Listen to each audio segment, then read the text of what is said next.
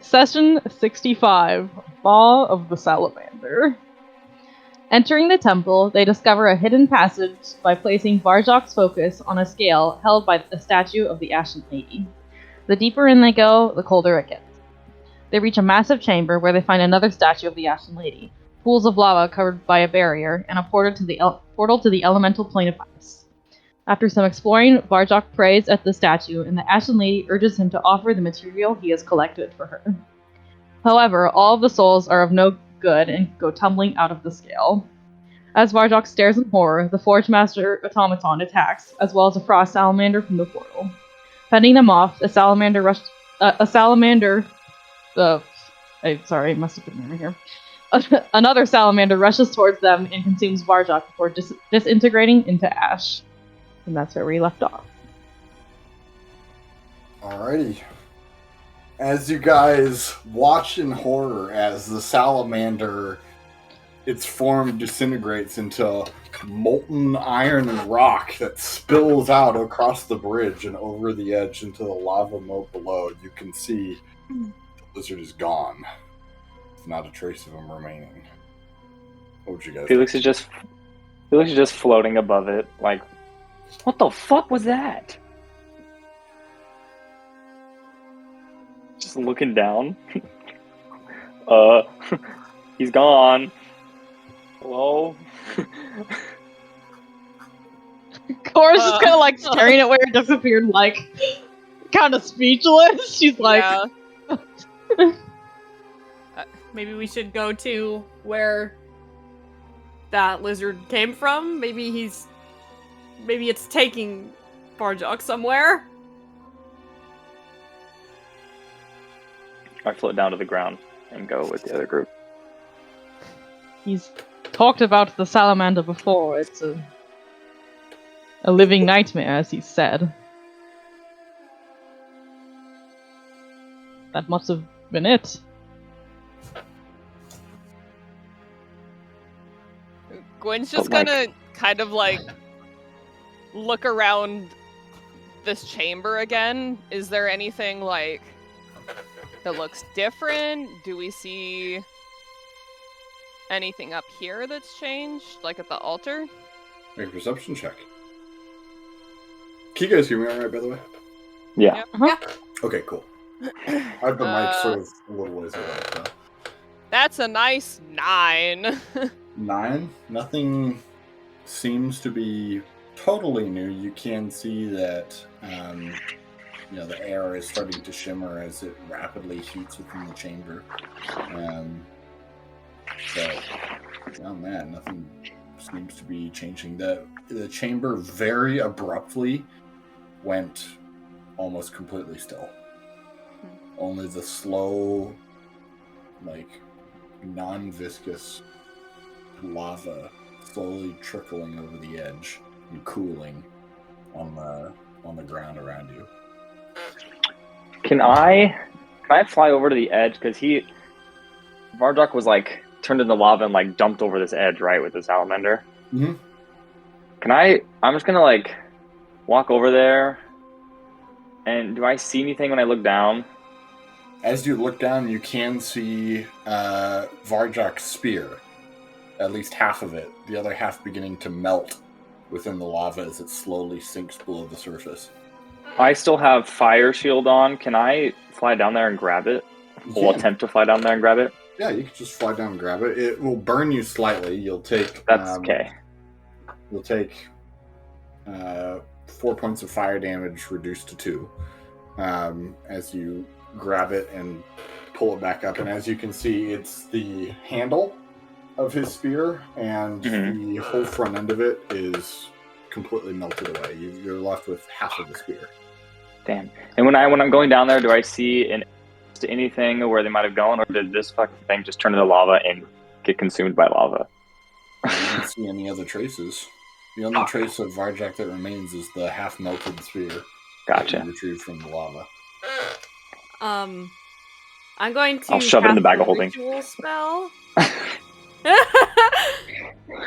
The spell is Murmurs of the Restless. Okay. The spirits of those who have died traumatically within the last 24 hours wail out to you in anguish. You are able to see a brief vision of how each creature within 60 feet of you died as they relive their final moments with you. Alrighty. So 10 minutes. How long? Okay. While Oh, Aaron yeah, casts 10 that, minutes. can I go check out the statue? See if anything's changed? Sure. First of all, it's a spear.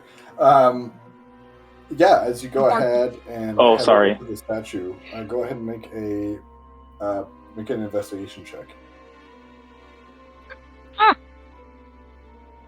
Using my dice. Investigation. 9. 9. Nothing seems to be changing with the statue. No. Again, the chamber is suddenly still.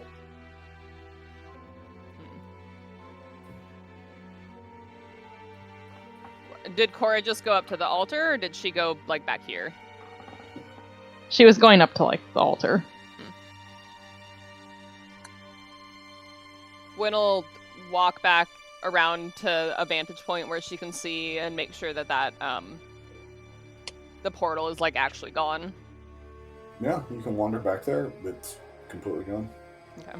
No trace of it remains. So, I'm going to start going this way. Okay. Okay, Hey, Hey, someone come with me, he yells out. Bigby's hand slowly follows until Not it mean to do that. fades. I'm so sorry. Long circle. And then Bigby's hand fades Oh my because god, I it's deleted only... myself! Oh my fucking god, Ashley. Alright, hold on. Everyone calm down. I can fix I'm this. sorry! No worries, I can fix this, don't worry. we have been in session for 5 minutes. You know how much health Um, you I have? thought I had my ruler out, because I want to make sure I'm, like, in the right spot. Just as long as I'm, like, you know, within 60 feet of where he got chomped and, like, where this lava Jesus. is. Everything is fine. That chomp's like right here. Oh yeah, Oh, like yeah, go it's over right here. There You it know. is. Okay. Do you there know we how go, much yeah. health you have? Me? It's right there. No, I copied this from the last combat. Did you take any damage this combat? Oh no, yeah, no, I still have. Okay. No, cool. he remember he was sitting over here shooting Yeah. laser beams. He's fucking camping. Bitch. Feared off of the map, but like consented to it this time. Consented fear. Consented feared off the map. Alrighty, so sorry, what are you doing? I was memeing. What's happening? Oh, I was just doing my ritual spell. So Okay, cool. just 10 minutes, do as you may until Yep. then. Mm-hmm. What? How far is Felix walking? I'm just gonna like walk from where the thing went and kind of just like look and see if I can see anything down the thingamabob. Bigby's Well- hand probably disappears in like 15 seconds, by the way. So Sure. Well, so Aaron starts casting whatever this is. And Gwyn's probably gonna call Stop out to using the Felix. map, you guys. Hmm? Stop using the map, you guys. Don't touch the map. Why? Okay, or do touch the map, I'll just close it, that's fine. But carry on, sorry. As Felix starts walking away, she'll call out to him. We should probably like stay here until Aaron is done with his spell. I'm not going far. I'm just looking. Do I see anything down this hallway, Cade? Yeah, down, you can see that this is where a lot of crafting takes place. You can see, of course, the giant anvil where the Forge Master was, along with its tempering spring. You can see the sort of rails that run along the ceiling. A few sets of them where they're hanging these enormous buckets of what you can tell would have been lava. You can see down here there are furnaces, casting. What do I call it? Just casts, I guess, is what they're called. Casting tables, whatnot. So it's mostly where like the forging takes place. And further down, you can see another few pools of lava where rails run over. And you can see a stream of cooling lava has emerged from one of them. This is where the salamander came from. Oh, okay. Does that would I be able to notice from where I'm at if that that part of lava, it seems like cold or warm, or is it just like straight up lava? It's still hot. Like Okay. It's cooling, but it is still hot. Okay. All right, and I'll turn back. I'm like, there's a bunch of shit over here. Should go that way probably after Aaron's done being a weirdo. Okay, I don't know how to get rid of Bigby's hand. Oh, to delete it. I did it. Good job. I assume the circle that you have here, Ashley, goes away as well. Your moonbeam. Oh yeah. Moonbeam. Yeah. There we go. Goodbye.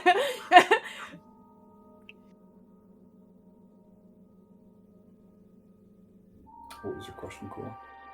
Oh, Korrah was going to kneel before the statue of the Ashen Lady and I guess pray or speak to her. Right? Her words are directed at her. Mm-hmm. And she will close her eyes and say, "My lady, the Viashino has returned to us for a reason. Please allow us to help him fulfill his purpose, whatever it may be. And wait to cast your judgment for the dead until it is truly his time." You cast your prayer. As you kneel before the altar, no movement, no sound beyond the spilling of the lava behind you. You can feel below your knee on the ground is beginning to cool again. And as you finish your prayer, you can see the ground around the altar begin to blacken with what looks to be small ice crystals that are beginning to very slowly fall around the base of the altar. Or will rise to her feet and take a few steps back. Ice. Curious.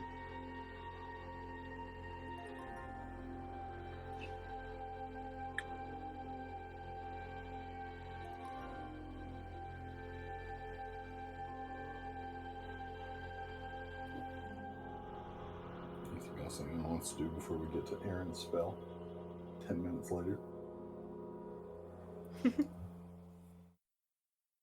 No, I think Gwen's just waiting for him to finish his ritual.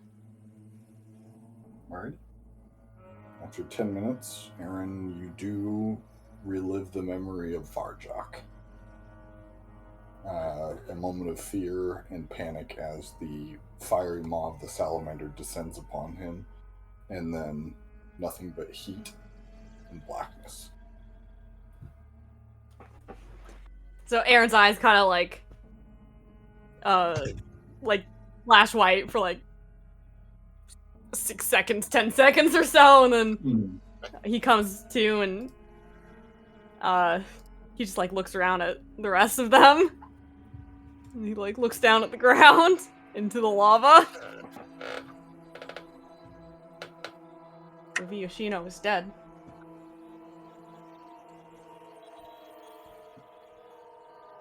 What if we can find his body? But he kind of shakes his head in frustration. Is that what he would want? I think you know the answer to that question. Perhaps the Forge has some sort of plan.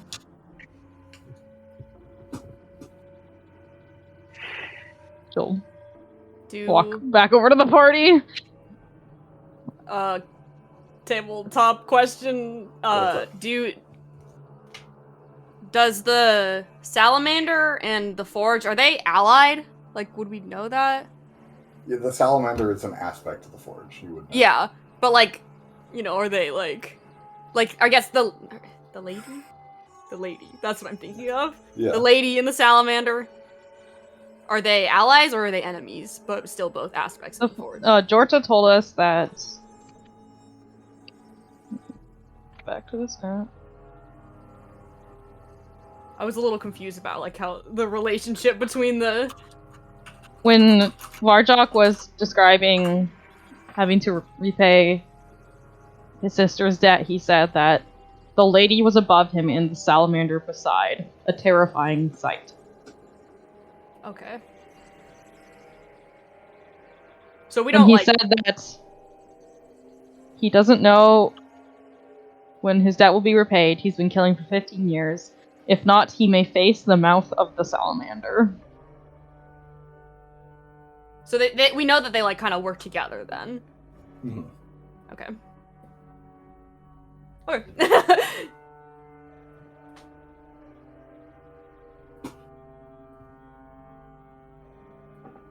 Aaron will look at Korrah.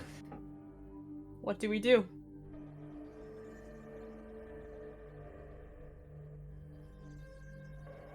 Korrah, like, looks back at the altar. She seems kind of, like, at a loss for once. Because, like, they came here to help the listener, now the litter's just been eaten, and, like, the forge isn't really giving them any clear sign of what to do.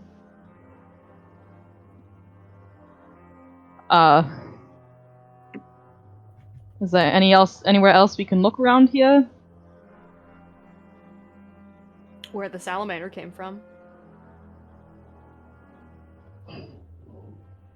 What will it tell us much? I'm not sure.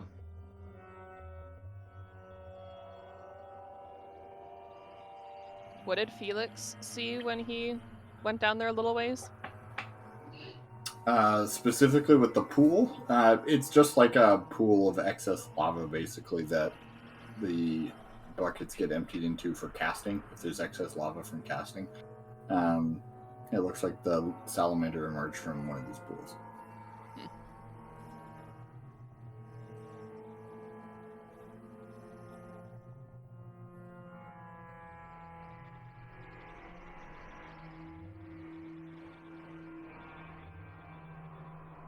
Have the scales changed at all?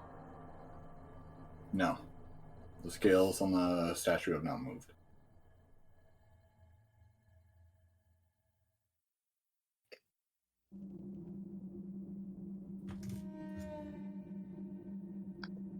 But as you watch, you can see, as you're like looking at them, you can see these fine white crystals forming on parts of the statue, and they mark like rings of what appear to be black ice that are slowly spreading over the statue of the Ashen Lady. I think the Vishino would want us to try to help the Forge still. Or stares at, like, the ice slowly collecting on the statue. Is the Forge's presence even still here?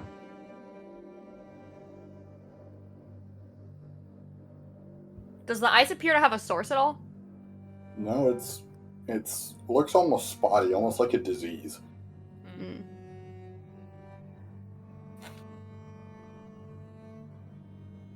Is it like... You said it looks spotty. Is it black? Yeah, it's very distinct in color from the light blue and white ice from the elemental plane of ice. This is like black ice that is now slowly spreading over the statue. It's only up at the altar? Up on the altar and on the statue. Gwen's gonna go walk up to it. It's almost like a pox. As you guys have spent probably like 15 minutes now looking around. It all looks almost like a pox that's slowly beginning to form on the statue. Yeah, Gwen's gonna go stare at it. Can she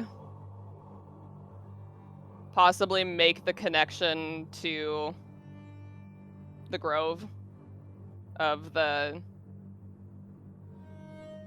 corruption, like falling off of the brambles in the maze? This does give off the exact same. I get what's the phrase I'm looking for here? Like, this feels exactly the same as that. Mm-hmm.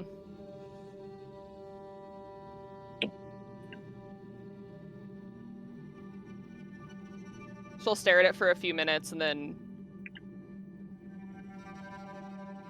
If I nudge it with my glaive, does it break off?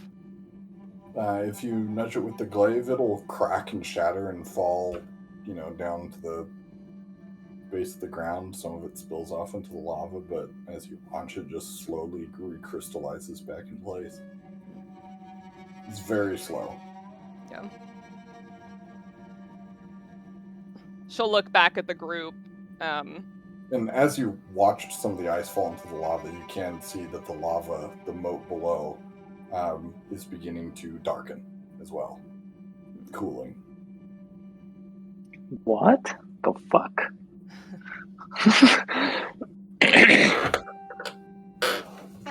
I think it's safe to say that the corruption has spread to the forge as well.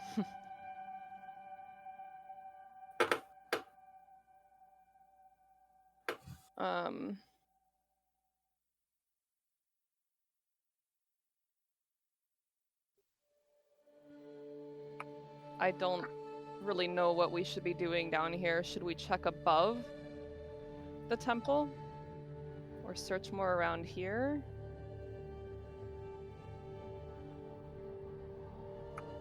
I would think we would go down. But we haven't even searched much of this area. We might... You've searched it pretty thoroughly. I mean, we searched the main room, but not, like, the side tunnels. You did.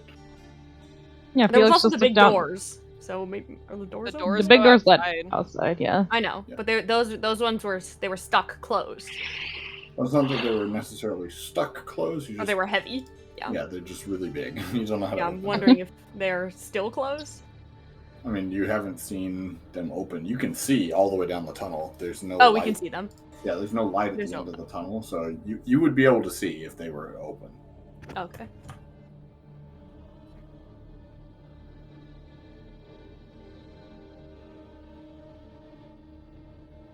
Kate, I'm gonna send you a message. Okay. Well, that moat must go somewhere. The salamander jumped into it. Right? Maybe if we kick that shit into that moat, it'll lead us down somewhere. Because it has to be it has to be emptying somewhere, right? It's like water. It flows slowly, but somewhere, right?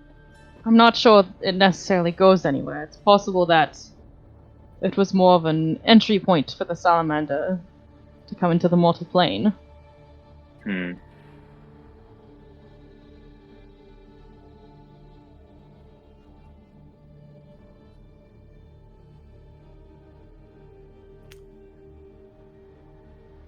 It's possible the Ashino simply isn't on this plane anymore.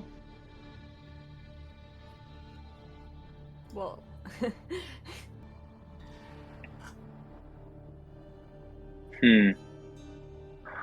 Should we see if outside the doors would lead anywhere helpful? I guess. I feel like that's our only option, right? Or to see if there's anything we can find in the hallway from where the salamander came, but it just looks like a bunch of forging tools and such. Did Felix Doesn't see look the particularly- end of that tunnel? From, like, how far that he went? Oh, yeah, the end of the other tunnel, the one not with the doors? Yeah, the one where the salamander came from. Yeah, you can go down to the end. It's, again, this is just where forging, casting, Yeah. metalworking doesn't continue happens, on at all. refining. Yeah, it doesn't continue down. It's furnaces, anvils, casting tables, enormous, holding tanks of molten steel.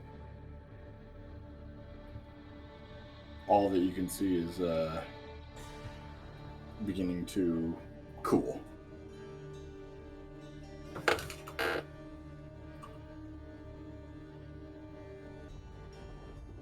Alrighty. So, what would you guys like to do? One sec. Trying to see how often I can cast this thing. Can I cast Divine Sense while I'm looking at the altar to see if the black ice is, like, desecrating it? You can, yes. Go ahead and divine. What does that do exactly again?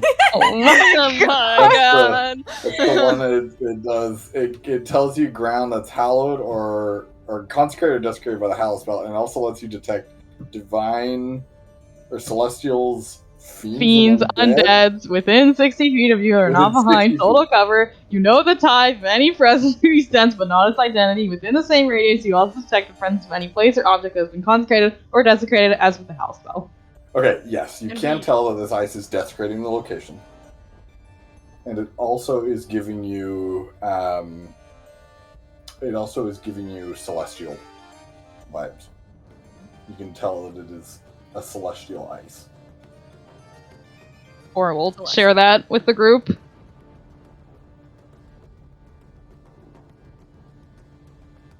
Weird. Aaron will look at Korrah. Perhaps now would be a good time to commune with your god.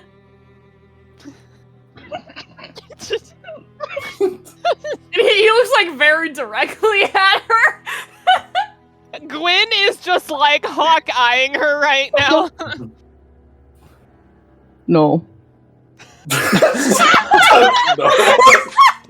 Flat no. No. But what if the new gods have something to do with this? The Cabal. Oh, sorry. The Cabal. Sorry. I had a new god Sorry, I don't know stuck where in my that came throat. from. It can't be done right now.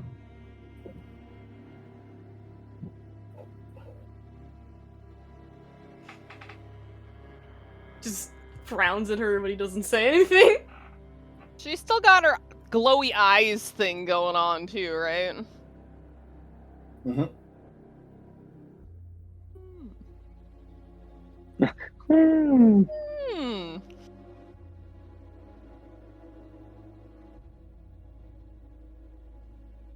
What about the Grove? The corruption's the same. Gwen just kind of stands there and like glances down at her focus. I don't know if she'd be able to help.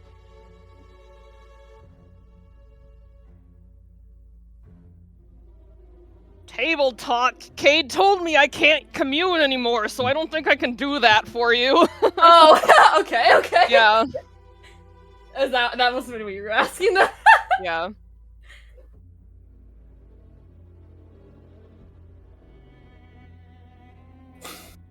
Well, let's look around. I don't know. We're not gonna be able to do anything just standing here. Alrighty. You guys begin to look around. Are you going down the long tunnel, or are you just poking around the area? I say we go outside the doors and outside, see yeah. valleys anywhere. We can't open the doors, I thought. They're just heavy. We can try to They're open just them. heavy. 1, 2, 3. Alright, let's go try Yeah, to let's go to open the doors. super Maybe heavy someone doors, I have guess. the doors. Alright, Yeah. you begin the long walk. The 2 miles down to the doors. No, the big doors. Yeah. You begin the long walk down the tunnel. Oh wait, what?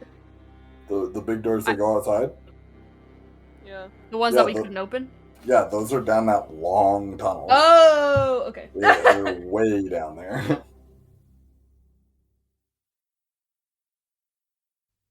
Alright, you guys I guess begin I'll, walking. I don't know. Yeah, keep a lookout for anything that's, I don't know, anything.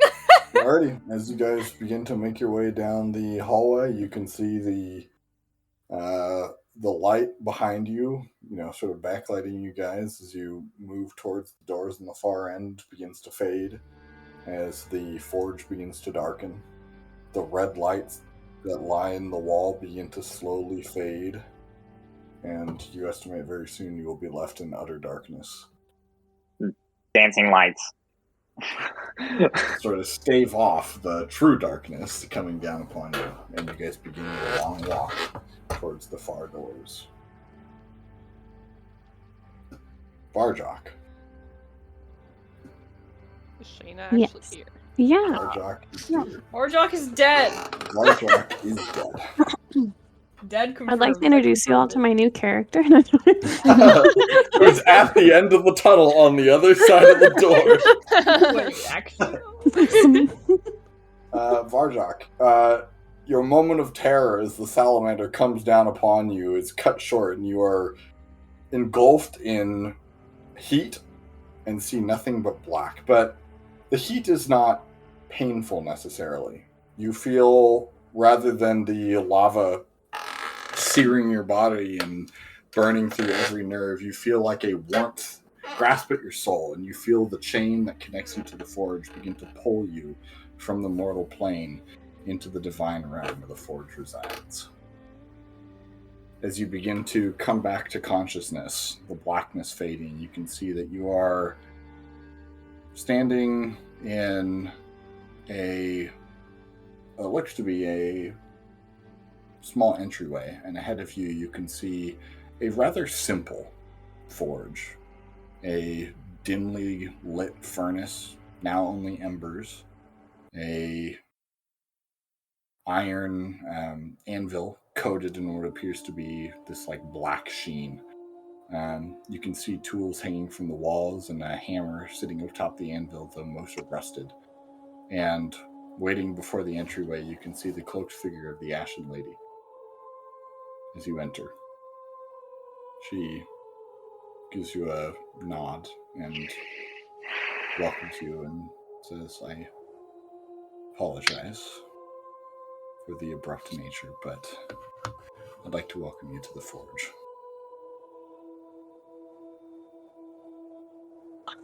Oh.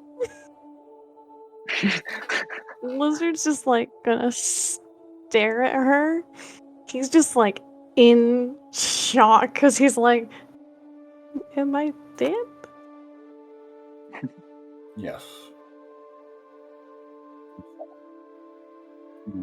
We could contact you. He's gonna like drop to his knees.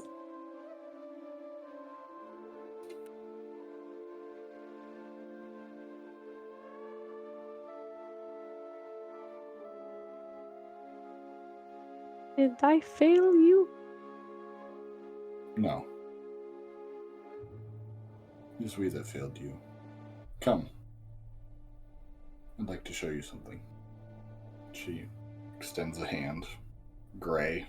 You can see the skin sort of like a speckled, like almost salt and pepper color, a mix of pale whites and dark blacks with plenty of gray beneath the sort of dark gray cloak. I'm like really hesitantly like reach up and like gently take it and stand up and she pulls you to your feet and leads you into the forge, and inside, as you enter, you start to hear a ragged, rather quiet, shallow breathing.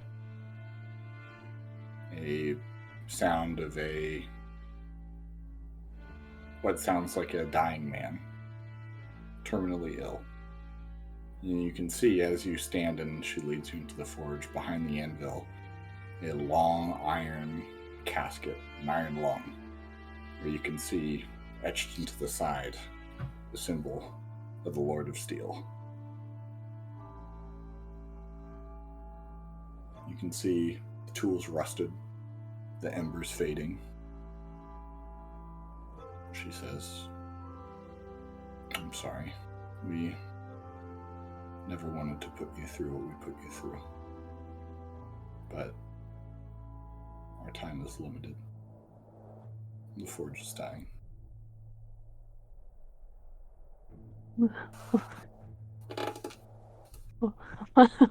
What? The forge is eternal. How can it die? Who is that? The Johan? You can see as she leads you forward, there's what was it? Oh, sorry, I didn't. He just quietly mutters, "Father." And she'll nod to you and lead you forward. You can see there is a sort of a glass, like window, where you can see inside what looks to be an old man with what looks to be ragged hair, wrinkled skin. You can see there's like black ice coating the interior of the iron one that makes it difficult to see into. And she'll say, well, we've been victims of the corruption that is set in long ago, and we were hoping to buy time, but I fear that our time is running out.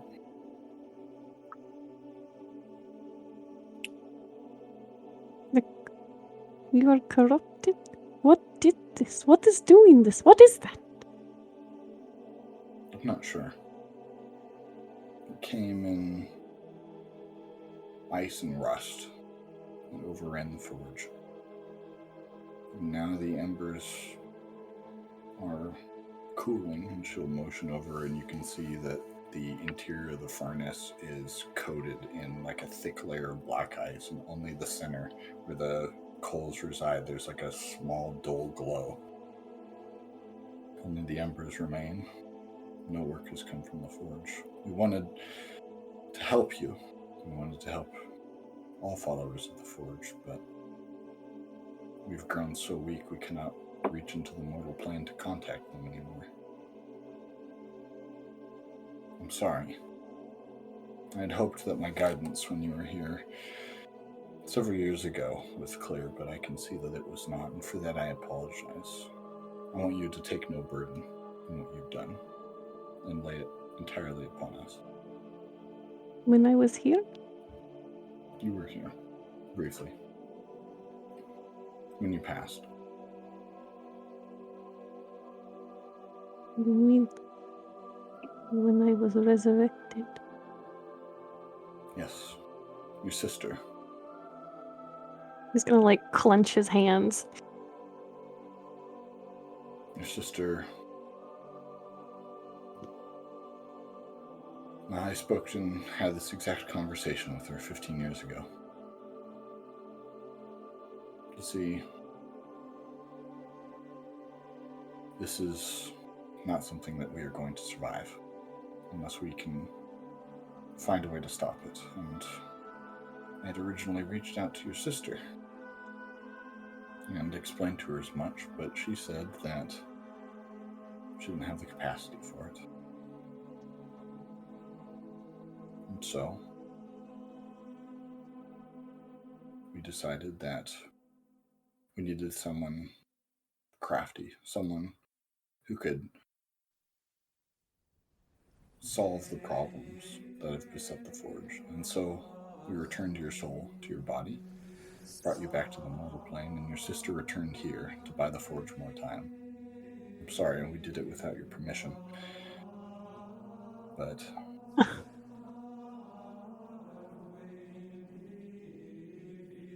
I feel we had no choice.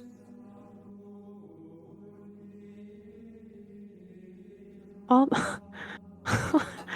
this time, I have wanted to see her one last time so that I could send her back here. And now you tell me she did it not out of hatred and spite and selfishness, but out of your will? She'll pause and turn towards the anvil. A soul is like a metal. And any strong soul can be crafted to create great and wondrous things. But there are some souls who we feel may be destined for something greater. And much like an ore returning to the refinery, we feel that it is within the Forge's domain to resurrect those who we think can build something greater with more time. We returned you because we believed that you were not ready. Not because you were weak, but because we know we can build you into something stronger. I understand. The last time you were here, we left you with no choice, and I deeply apologize. I understand it may have given you doubts in the faith. And I'm sorry I was never able to contact you. We've grown weak. We cannot reach the mortal plane. We brought you to the anvil and chimney to speak to you. And I hope that you would choose to return once again, this time of your own volition. We need you. If you stay here, we will buy the forge more time and we can find another champion, of course. Search within yourself. Mm-hmm. You are destined for greater things. You are asking if I would like to stay dead? When last you came here, we left you with no choice.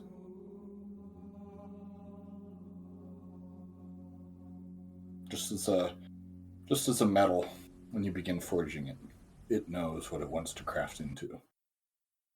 It is dangerous to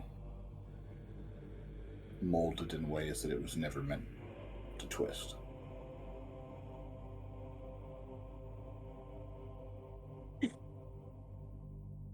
You say I am meant for greater things.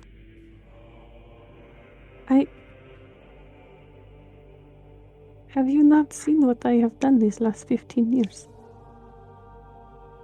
I am a murderer.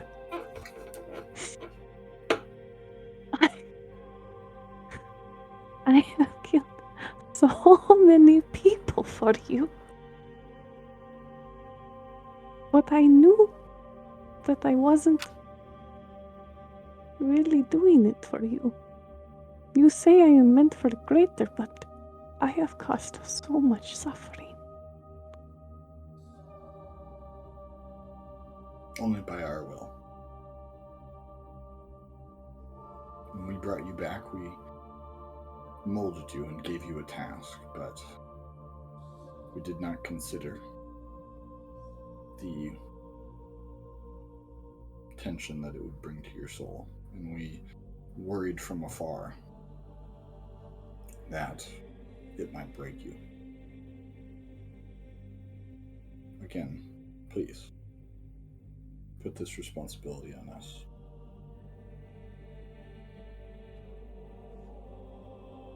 He's gonna look over at the casket. You can see the visage of the Lord of Steel, ragged, shallow breathing from within. You can see in legend the fire of his breath that powered every forge in the mortal planes. You can see the fire has gone out, and only a thin trickle of steam rises and fades against the black ice within the iron lung.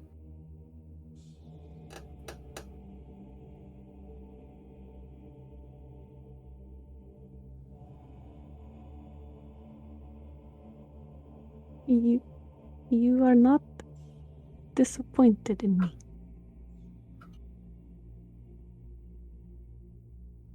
Never. You're not angry at me.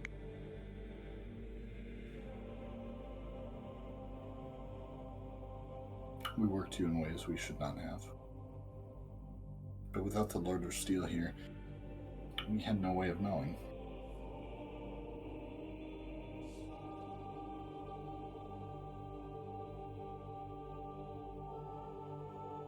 I will admit, if you had reached out 5 years ago, I may have very, very willingly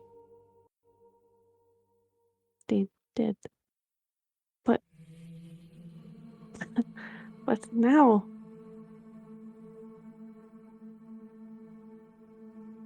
knowing that it was truly you that returned my soul for a purpose which I did not fulfill. And after possibly having met some very strong people,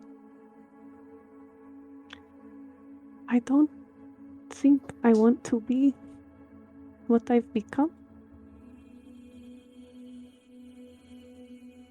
I want the Forge to be great again.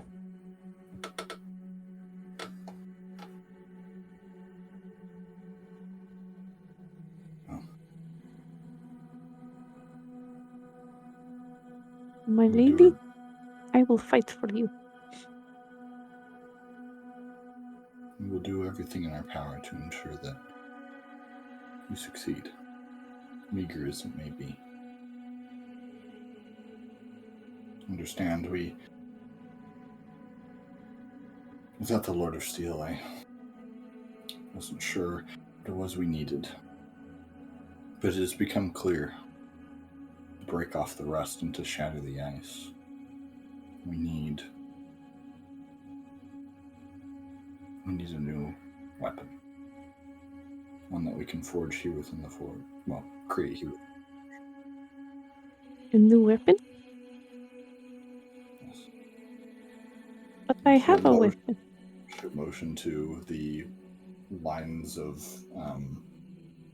tools, weapons, that shields and armor that line the walls, and you can see they are all coated in rust and look as if they're about to disintegrate. We need a strong soul. One that we can craft into something that can save the Lord of Steel.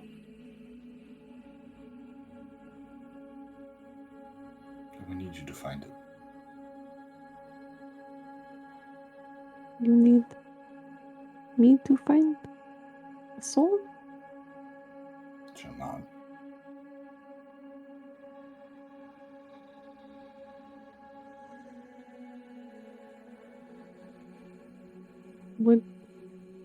His eyes are gonna like darken a little bit.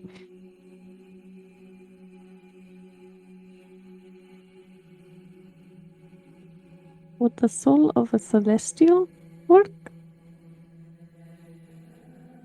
Possibly, yes.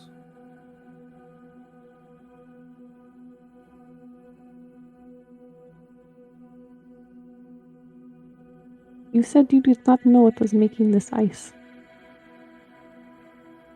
No, we need you to find the source.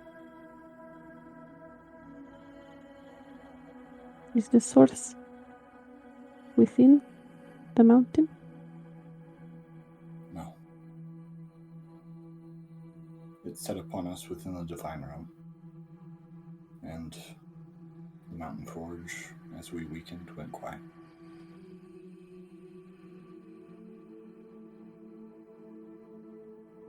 Okay, we'll talk. So you said we're in like a forge right now, like it's like a little... You are in the Divine Realm, like in the Divine, yeah. Forge, yeah. Okay. Yeah, the Forge. Not within the Anvil and Chimney. Okay, yeah. Okay.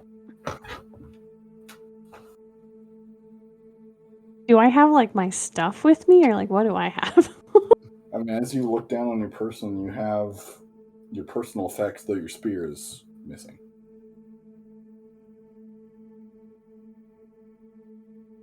Oh.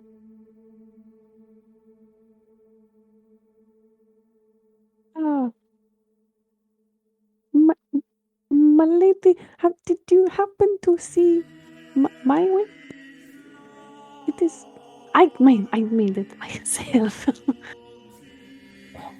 She'll smile at that and say, I know your sister may not have had the knack for forging in the way that you did, but before she joined the Lord of Steel within the Iron Lung and attempted to keep him alive, she did leave you this, and she will reach within her cloak And you can see almost as if from, like, as she opens it, you can see it's like this sort of smoky ash, like subspace almost.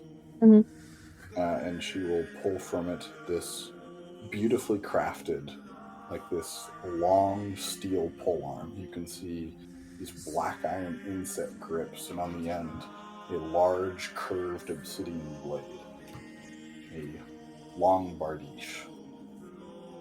You can see a sharp hook in the center of the obsidian blade separates the perfectly smooth upper curve from the jagged serration below the hook. And where the blade is bolted to the polearm, there's a wrapped chain protecting the supporting columns. And she will present it in both hands towards you. Aldara made that? She did. What in the hell? Where? She was hiding a skill. We infused it with what power we could. Oh, I see. She had help. That makes sense, yes. The Ashen Lady will smile.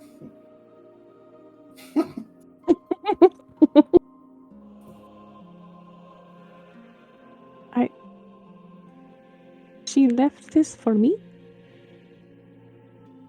We knew that one day you may return and need it. You'll find it has perhaps some things you've been looking for in a weapon.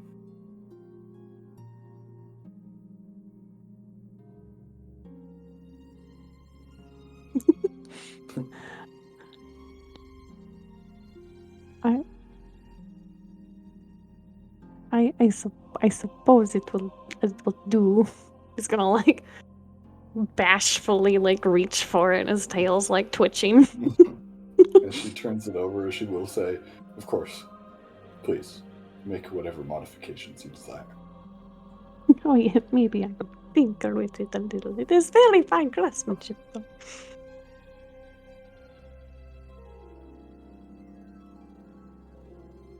What's going on? Oh, I see.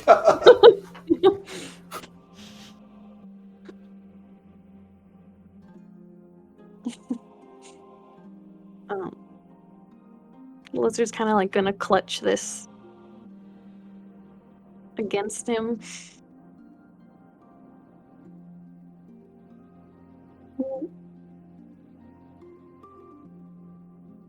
The corruption came from here. We are. Did you say we are in the divine realm? Yes. It's the Forge. Oh my god. And it's like, you can see on his face, it's like finally like clicking in his brain, like where he is. And now that you're looking, you can see the iron lung that the Lord of Steel resides in. You can see as you look detail the very small, finely crafted links of what appear to be chains that sort of wrap the whole thing.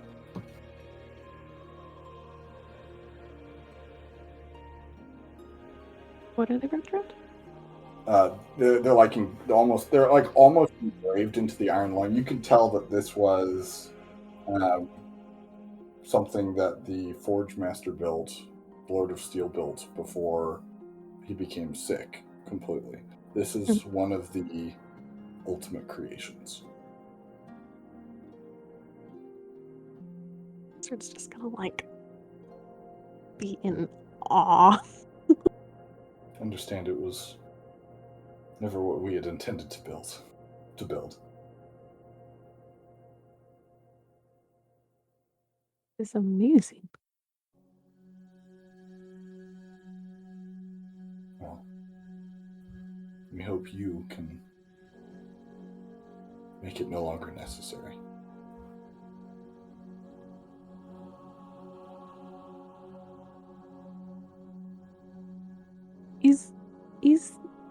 Is the salamander here as well? She'll give you a smile and motion back towards the entrance. You can see that in the entrance there looks to be a large, very ornately crafted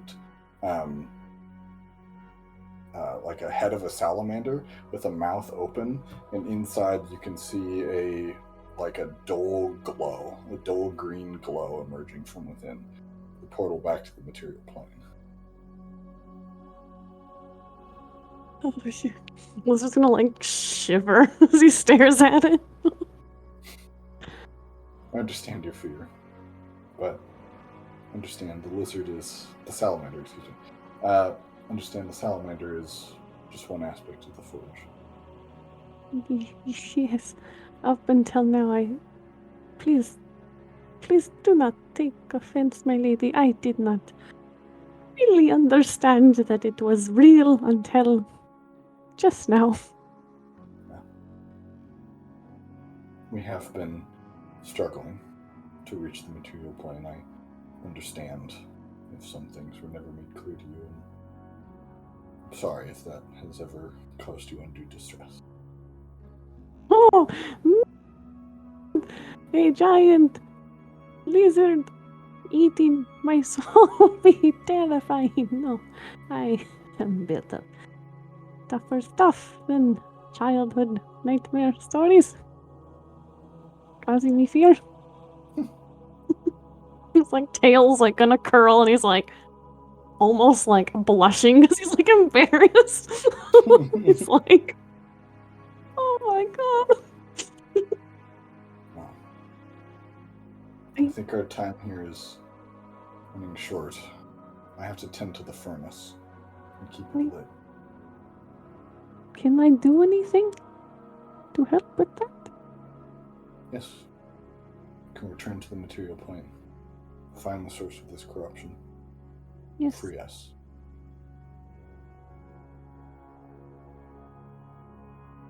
Become what you were meant to be.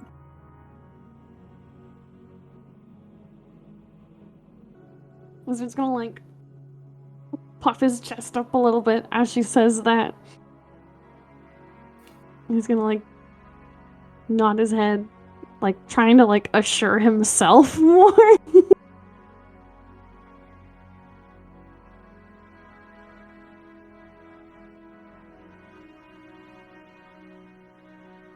I will find it. And I will return it to be used as a material for you. She will nod. And then she will glance over at the green light from the portal to the material plane, and she will say, I believe your friends are in a bit of trouble.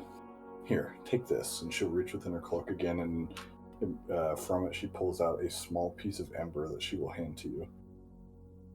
And I assume you take it. I take it. No. As you do, it sort of dissolves in your hand and sort of coats your armor in like this dull red glow. That should give you a bit of protection. Oh. Thank you. That's what I can spare. Protect. No. Go. Okay. Protection. Alright. Good luck. She will turn back towards the furnace and begin. You can see her begin to search for a large bellows beside the furnace, and she leaves you to take your leave. The lizard's gonna like bow towards the casket. And then he's gonna take his leave. Alrighty. You return towards the mouth of the salamander. You know, nervously. He's Close your like eyes, brace yourself. like trying to make himself as small as possible. Please do not eat me. As you step towards it, you can see the steel redden come to life. The mouth descends upon you. Oh my and you god! find yourself devoured once again. He's gonna like screech. Alrighty. Meanwhile, as you guys begin to head down the tunnel, the lights darkening, the lava behind you cooling, You get a couple 100 feet before there's this chill. It's not the same type of chill that you felt when it was the seal to the elemental plane of ice was in here. It runs deeper than that. Rather than feeling it in your body, you can feel it in your soul. And Korrah, you begin to feel within your memory this searing feeling of acid burning at your sword hands, through your gauntlets, up your arms. You can feel it spattered across your armor, burning in, tearing at your soul. The vision of Kord's blood upon your sword, upon your armor, burning you, briefly fills your vision. And then this chill sets in, the same feeling that you felt then.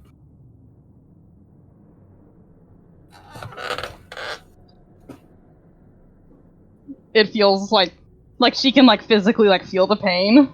Yes. There's a brief flash of it, almost like a fragment of a memory. Mm-hmm. Does the pain stay, or is it brief? It lingers, especially as the ice begins to set in, and you can feel it sort of beginning to eat into your back as you walk away from the forge. As you guys continue to walk, you start to feel the ground begin to get slippery beneath you once again. As you can see, this coat of black ice rushes ahead of you, coating the rails and the floor in black ice into the darkness as the torches begin to fade away completely.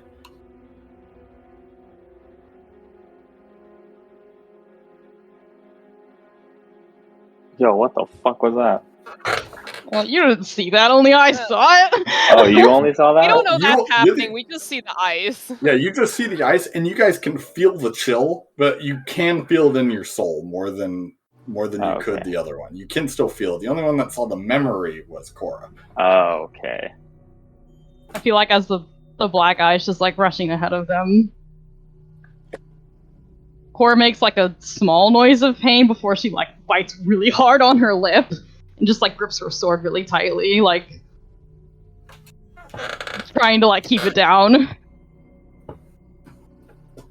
You begin to hear a rumbling behind you. And a As we're cracking of walking- stone. As we're walking down this tunnel, right before that happens, Gwyn's this isn't really a good time, but I just want you guys to know that I can't cast any more spells right now. I'm tapped. Felix turns and he's like, Glaive I is have fine. I have a couple. I thought we were gonna have time to take a break.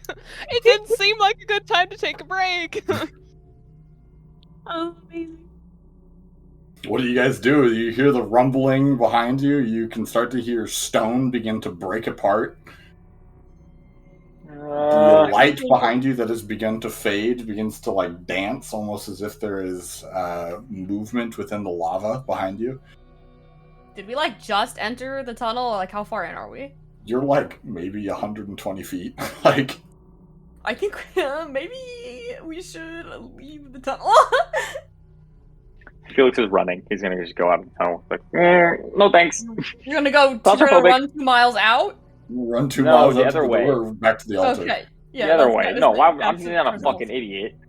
Okay, so Wait, you guys... the rumbling is coming from where the doors are, or the opposite tunnel? No, it's coming back from where the altar is. Okay. How far into the tunnel are we? About 120 feet. Oh, Yeah. okay. Yeah. So we're not really in it. Yeah. You guys basically just started to walk away. Hold on, I need to move the lizard. The lizard's not here. There we go. We're just running. I'm running at least. Same. No Back towards fucking way. back towards the altar. Yeah. Yes. Alrighty. You guys run back to the altar. You can see now the black ice that was slowly spreading is rapidly accelerating, coating the entire statue head to toe. You can see it begin to cover the ground around and down the side of the walls into the lava below, which is rapidly cooling. and you can see, as you guys have made your way back here and are on the map, positioning yourselves as we speak. As we're running, I'm gonna take out my rod and I'm gonna get my spell slot back because I guess I'm just going into another fight. Alrighty. What? Where was the tunnel? Was this way, right? Yeah, so put yourselves back on the map as you guys have just ran back. I'd probably be the first one because I ran out first. I'd probably be like here or somewhere. I don't know. Over here. Felix like has his hands up, like ready to cast something if he needs to. Doesn't really know.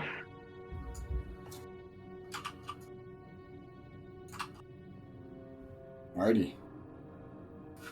As you guys make your way here, you start to see rumbling from the lava ahead of you. And you can see this black iron hand emerge from the lava. Enormous. No. Fucking Grab way. the side of the wall, and you can see the Forge Master, badly rusted, coated in ice, begin to climb back out of the lava. What the Not fuck this is going fucking on? guy again. I'm gonna cast Bigby's hand again.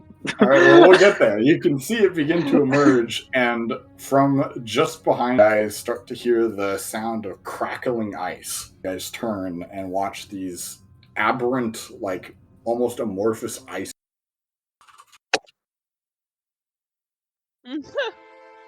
Alrighty, who am I missing here? I'm missing Korrah, I think. 15. Okay. Put it in roll 20. Am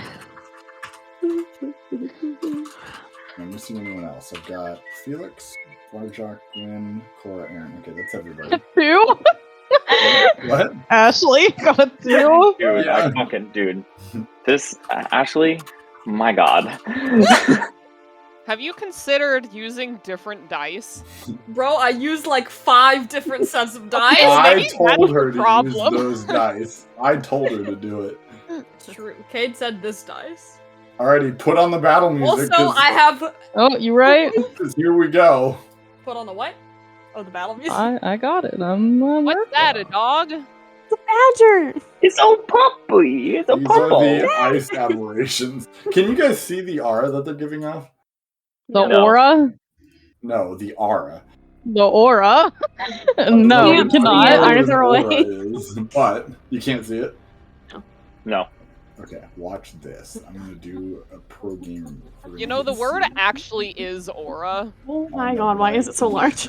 I can mispronounce it if I so please. Boom, boom. But why would Wait, you they're choose so to close be to us. wrong? Holy Boom, boom. fuck. Yeah, they are. Can you all calm down? Alrighty.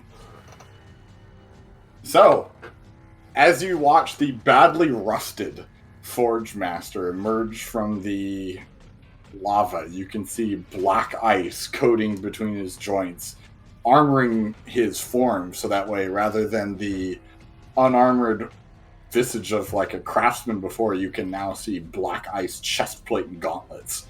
And where his hammer once was, you can see the back of it, this long ice spike has been transformed into some sort of icy war pick. Top of the round, Felix. You see the Forge Master emerge, and the black ice sort of lift up into like these little amorphous blobs behind you guys. What would you like to do? I said I was gonna cast Bigby's hand, but now that he sees ice things coming out, he's gonna fucking cancel that shit real quick. And then cast the cold shield part of fire shield Okay, sounds good. on himself, and then he's gonna fly. I don't know, like I don't know. He's gonna stay on the ground, but he's gonna go fucking know, like over here. Yeah, but I cast that spell on myself, and that is my turn. Alrighty. Varjok, you are dead. Guinevere, it's your turn. Are they actually badgers? No, I just used. I don't have ice blob as like a token. So. Ice badger. I just used a badger. Yeah, I just found a icon that was like bluish, so it would be like nice and visible. And then I was like, we're using these badgers.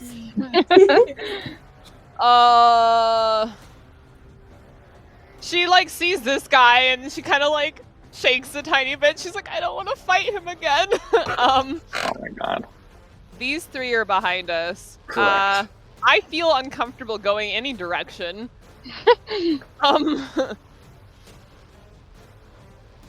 He was able to move like pretty far, right? Oh yeah. No, he had like a slightly above average move speed. He would just dash a lot. We're staring at this guy like we just went like blow for blow with you and you're fucking back. Oh, here, let me do this for you as well, so you can. Oh, I don't want it to be square. He has an aura too. There you go. Oh wait, that's big he his is. face. Yeah, Oh, that's right. He was big. It actually helps a lot. Is this one any different looking than the other ice badgers? No, but it has emerged from just ahead of the altar to the Ashen Lady. Oh my gosh. All right. Well, I'll move some amount of space, I guess. No, actually, no. I'm gonna stay in Korrah's aura. This sucks. I'm going to stand there with my glaive and look sad, and then I'm gonna, I guess, shoot that one. Okay, you shoot this one. All right, go for it. Wait, okay. What actually is the blue aura? What is that? You don't know yet. Okay. You would be able to see ice beginning to cling to Aaron and Korrah's boots. Cool. Not Aaron's and boots. frost begin to like form on their extremities. You could see like Korrah's hair. You could see it beginning to turn like this shiny black with ice. This sucks. I'll just walk closer. Okay, you step into the aura. Well, like it's not something that I can see. You can see it. You can see it. It's like the ice is like particularly. It's like almost like this frosty sort of like hanging ice mist in the air, but you don't know what it does. Okay, then I'm not gonna move. Okay. I will Eldritch Blast it. Okay, this one. Yeah. I have 3, so I'll do 1 for each of the badgers. Alrighty, sounds good. Oh, well that one probably doesn't hit. Stats. Eldritch Blast. 8.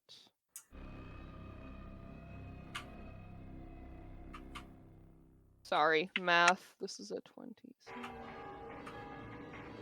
Does a 10 hit? No. Okay. I'm assuming a 19 and a 27 do. They do, yes. So. I'm too good hit. 1, 2, and then I missed that last one. Okay, sure, that works. Ooh, some good damage. I'll take that. And then... Right, so this one takes 10 force damage. The middle one takes 6 force damage. Alrighty. As the force damage cracks the ice, they still look fine. Yeah, she has like the biggest frown on her face right now. That's my turn. Alrighty, that's your turn. That brings us to the Forge Master.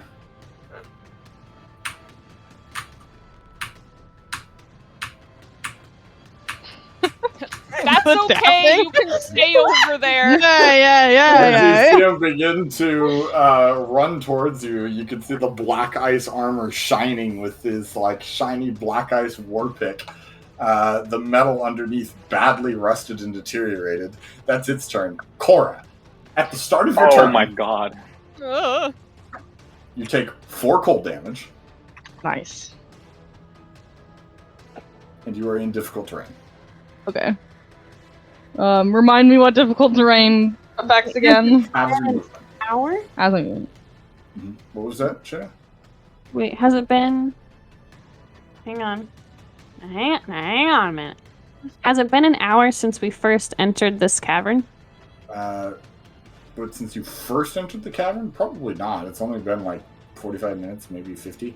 I would Okay. say probably. Korrah is under... Oh, no, it definitely... Because you walked all the way down to the end. So, yes, it has been over an hour. Okay. I was like, because then she'd have a spell. Never mind.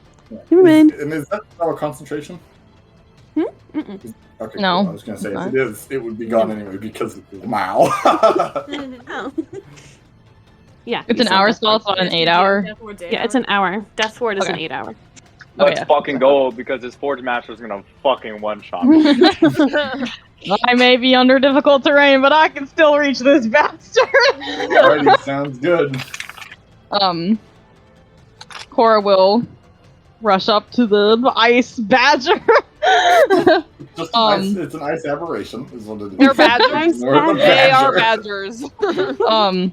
And as a bonus action, I'm going to cast Searing Smite. Okay. So you see her sword alight in flickering golden flames.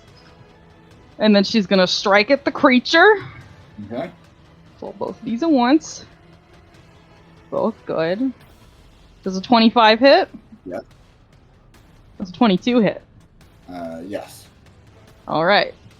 So...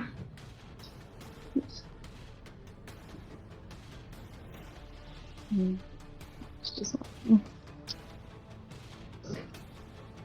Oh, I forgot how much my Divine Smite thing does. 1d8. That's... 8, d6. And then what is this spell? This is 1d6. Okay.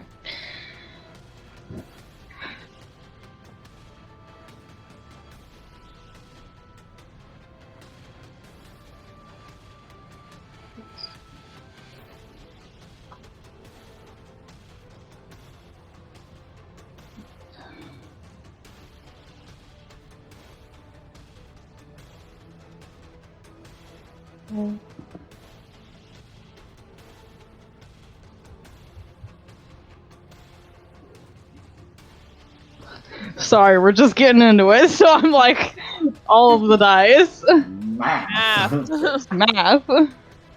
That is... Why did I roll so shitty on that one specifically? Okay.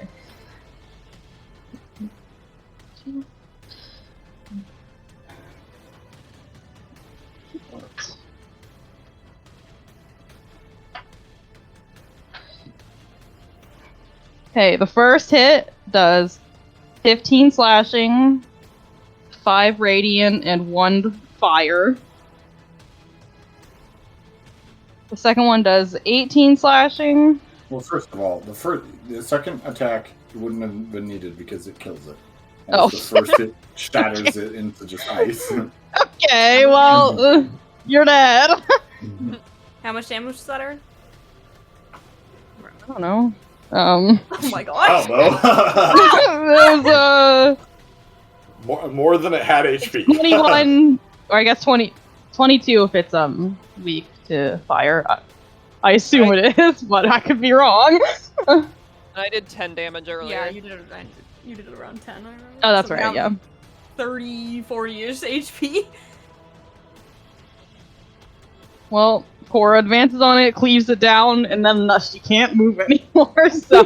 But I guess if I kill it, can I still move?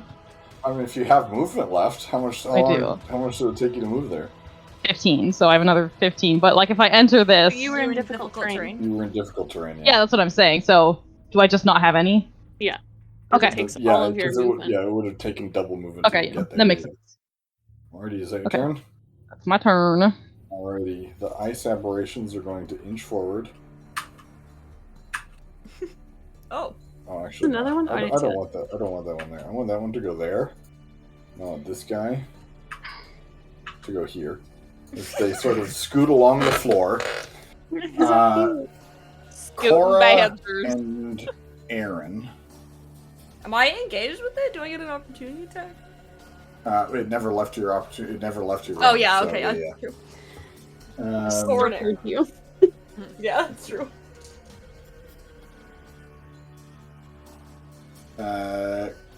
Korrah. Fuck, does a 9 hit you? No. Alright, cool. Aaron. Does a 19 hit you? Yes! Okay, kinda rude. Alright, you take, where's my dice here? Well, now. You take 4 cold damage. I need you to make a constitution saving throw. Can I please click on my person? Thank you.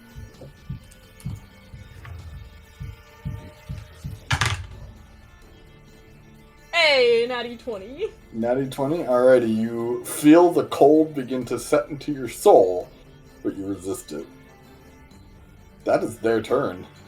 Aaron, at the start of your turn, Okay, that's... you take 4 cold damage.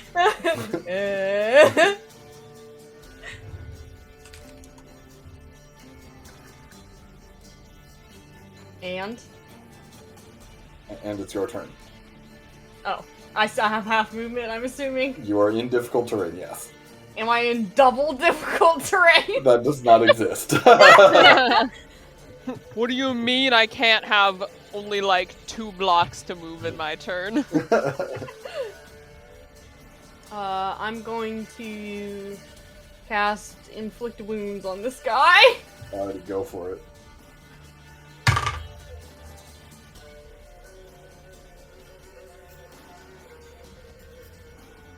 $28. 28? Yeah.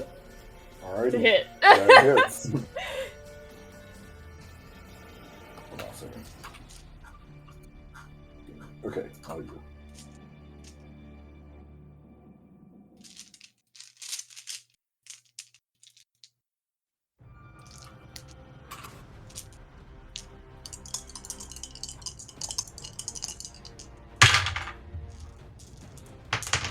Oh my goodness. Oh no. I just heard stuff go everywhere. I just Sounded like you just dropped threw my your dice fucking against the dice wall. bag. Well, we can Oh, figure that out God. not on your turn. Yeah. Alright. Anyways. Wow.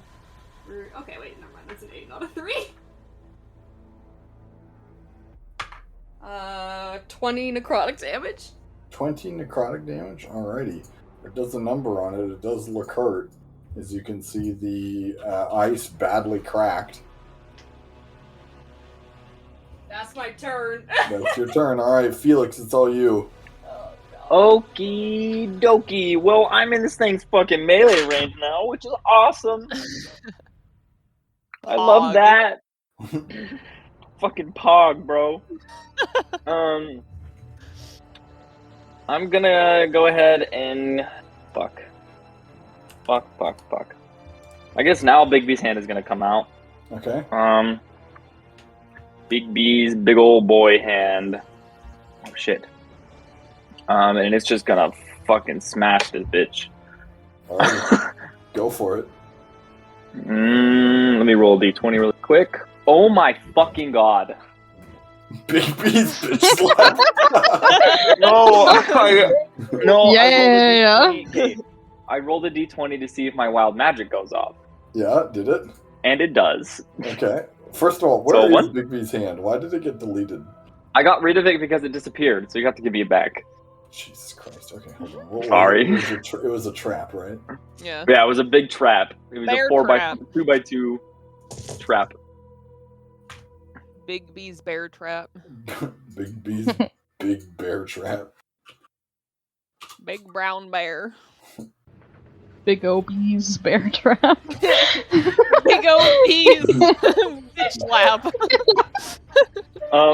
So I rolled on my Wild Magic Surge board, and I rolled an 89.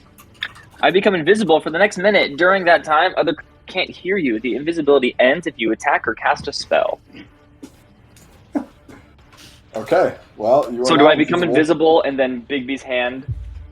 No, Big B's hand goes off, and then you become invisible. Okay, so I'm invisible, and then I'm going to use Big B's hand just to beat this bitch. Okay. Alright, where... That is first of a... all, you should have control of it. Where is it, first of all? Right. I don't have control over it. You should. I just gave it to you. I don't. Maybe I gotta let it load for a hot second. Oh Controlled my god. by Cody. Just refresh the page. Okay. Second. Refresh. Ice badgers. Get out of here, chat. I don't want to see you. Zoom out so I can see the fucking map. Now I have it. Yay. And he's gonna come up right on top of his fucking head. Big old fist. And it's gonna be a open hand and just gonna fucking, like swatting a fly, but like on a table. Just whack. Alright. I rolled a 19 plus 9 to hit, so I'm guessing that hits. That does hit, yes. Let me... isn't it like 4d6 or 6d6 or something like that? I don't know. I thought you... Bigby's hand. It is... Personal hand. Clench fist. 4d8. 4d8. Okay, here we go. 8 plus 10 is 18 force damage. Nice. So the hand 18. comes down, dealing 18 force damage. Forge Master does not seem overly perturbed. I'm also invisible, Yes, you are. so I'm really hoping he doesn't fucking try to attack me. Because I'm invisible, I'm just gonna... Put over I don't know there. if I want to... Go here. I don't know if I want to... I want to go away from him. Well, But go I'll go away. here. Because I'm invisible, so he can't really see me. But you know what? I'm gonna stay. Just so someone has flanking. Alrighty. And Bigby's Is that hand's your just gonna turn? fucking float above him a little bit. Just so he can't fucking attack it. But yeah, that's my turn. Alrighty. Absolutely. Varjuk, you are dead. As at initiative count 20, the lava completely hardens and the torches go out. It is now pitch black in here. If you do not have dark vision, you are now blinded. Oh, boy. Oh, motherfucker. I should have cast Guinevere, it is your blinding turn. light. It goes pitch black in here, and she just goes, "What in the fuck?" Because she was about to turn around and go hit him, and now she can't see. You can't see, but you can hear the footsteps approaching you. Oh, wait, never mind, it's dead. Never mind. Well, did I know where these two were? Yeah, you know where everything was, but you can still hear what's going on. She's like, she says that, and then she's like, well, shit, I guess I have to go to the big one. And she's just gonna, I guess, go forward and hit him. All right, sounds Because good. he's a big enough target, you know, I'll just swing my glaive. Yeah. So you have advantage because you're flanking, but you have disadvantage because you're blind. So it's just a straight roll. Wait. What's up? Thin and wispy flames wreath around your body for the duration, shedding bright light in a 10-foot radius and dim light for an additional 10 feet. What? What? So, Why? because I have fire shield on. But you had Oh. ice. You have ice? It doesn't matter. Yeah. The spell Wait, is but you're light. invisible. Yeah, you're invisible, but the light, it still gives off the light now. You're not So- actually invisible. So it was what radius dim and what It's radius a 10-foot radius of bright light around me, and then a 10-foot additional for dim light. Okay, so let me do that for you real quick. Did you recast Fire Shield? Yes. Yeah, when we got in Oh, here. that's the first turn, yeah. So they can see this one. I thought you did Ice Shield for some. Anything within that radius you can see, so you can still see the Forge Master. So yes, you do just have advantage. Okay. Yay. Okay, so this radius that's going on, Mm-hmm. past it, can't see it. Yeah, you're blind outside of that radius. That is the only light in this entire chamber. Is you can just see this invisible source of light. It's the only light in the chamber.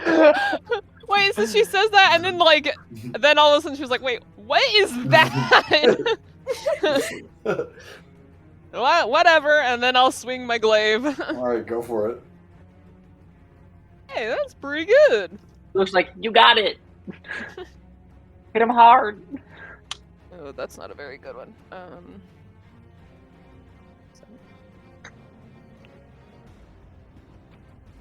I'm rolling a lot of 19s tonight. This is great.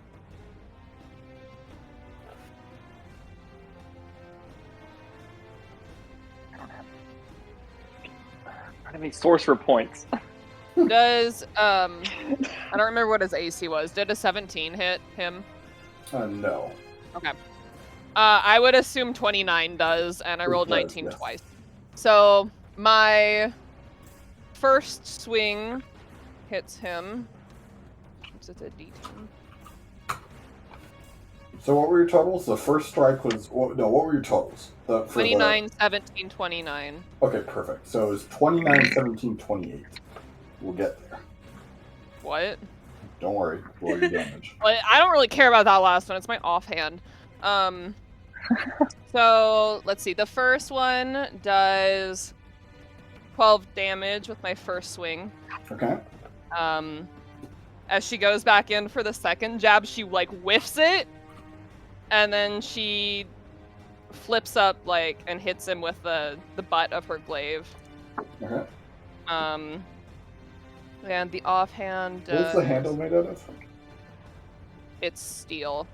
Okay, good to know. Black, like. Yep, great. Iodized steel. That is what you want to hear. That's what I want to hear. The last one does. Where is my? I'm blind. Oh wait, sorry. It's supposed to be a D4. 4. The offhand does 8. Alrighty, as you go ahead and swing, you whiff the second one, strike up and strike with the handle, and you feel like the handle beneath your glaive begin to like deteriorate, and you look, and dimly glinting off of the light off of Felix, you can see your glaive beginning to rust away. You have a -2 penalty to attacks with the glaive. Fuck. Even though it's a magic weapon? Correct. I have a -2 to what? Attacks with the glaive. Ooh. Yeah, so as soon as that starts happening, Guin is in panic mode right now. You don't touch her glaive. That's the end of my turn. Alrighty. The Forge Master, we're going to try it again. He's going to reach down. This black ice gauntleted, rusted iron hand is going to reach out, grab an ethereal chain, and yank. I need you to make a wisdom saving throw. At me or Felix? At Guinevere. You said a wisdom save? Correct, yes. I'm using apathy as death because that's a nat 1. Okay. Is apathy as death too? Hey, I got a 20 that time. Nice. Apathy as death is one of her Blackthorn passives, and it's basically just like I get advantage on the roll. Yeah, how often do you use it? Once. Oh, well, you used it last fight, didn't you? No, because it was not able to work. You didn't have your reaction, so you didn't use it. Yeah, I wasn't able to use it. Great. Because I was like, I was mega bonked. You were mega bonked. I was mega bonked. Here, do I have the actual rating? Yeah, so that's my reaction. So I assume that a 24 passes. It does, yes. As the chain snaps. Yeah, and then I'm able to move up to half speed, and I can make a single weapon attack before I know what happened. Okay.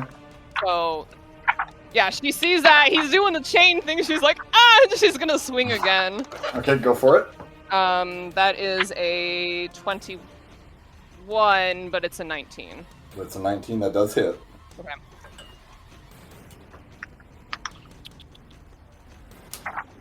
Ugh. 10 damage. 10 damage? Alrighty. Alright, and then do whatever you're gonna do to me. You have a -3 to attacks with the glaives as it continues to rust away. That's not stacking, right? That's just, it's a -3. No, it is stacking. So it's a -5? Sorry, I try to enter -3, but -3 is also the calculation number, so I had to like manually enter +2 to get it to the number I actually wanted it to be. It's -3. You got a Okay. -3 with the glaive, as the glaive is beginning to wither away. She's just sitting there like, oh god, oh god, oh god. Korrah, it is your turn.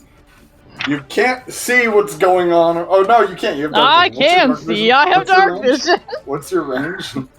Fucking, what's dark vision range? Like Let me pull it up. 120? 30 feet or 60 feet? No, I think 120 it's is 60. superior dark vision. Okay, so it's 60 feet then. Yeah, so 60 you feet. can see. You can see the chain, Everything. the soul chain Help! returns on Guinevere, and you can see that her glaive is beginning to rust. You can see that the blade is becoming more jagged and holes are beginning to appear pockmarked in it. It is rusting to pieces. Well, that's not good. She wants to go help Gwyn, but this damn difficult terrain is making that not possible. So her other train of thought is kill the thing that's causing the difficult terrain and then go help Gwyn. Alright, start of your turn, by the way, you took 1 cold damage. Oh, right. Oh no, how will she ever make it past that? I don't know, guys. I don't think I'm gonna make I'm it. looking pretty rough.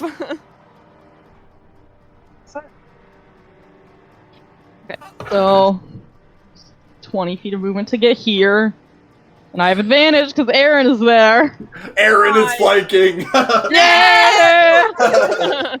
A rare chance. Alright. I don't think that second one hits, but it does a 21 hit. It does, yes.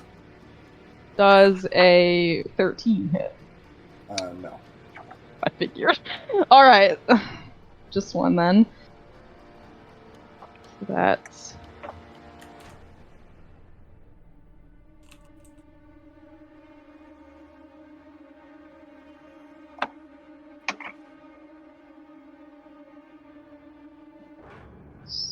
D6.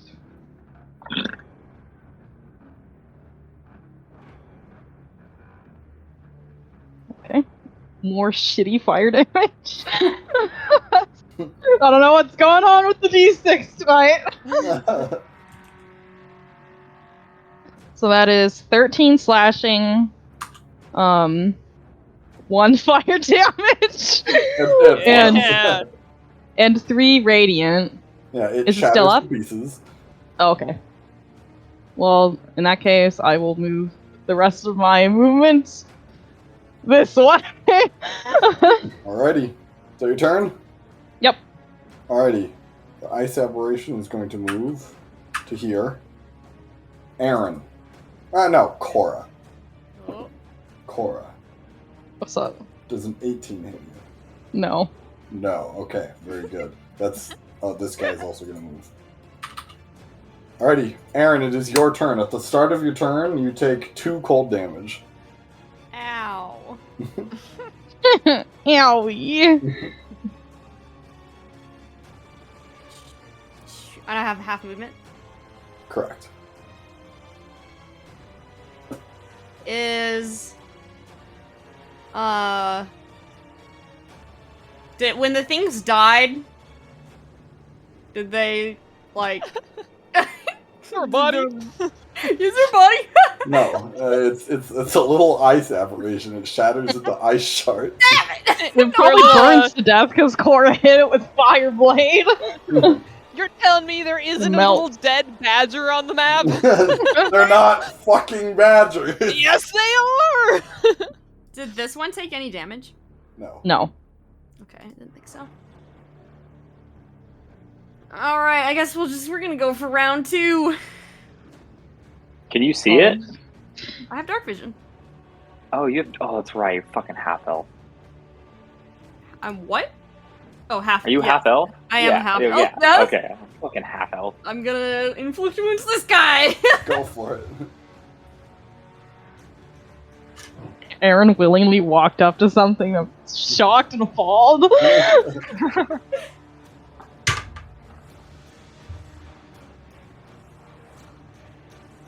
20. 20, that does hit. This time I'm not going to drop all of my dice on the floor.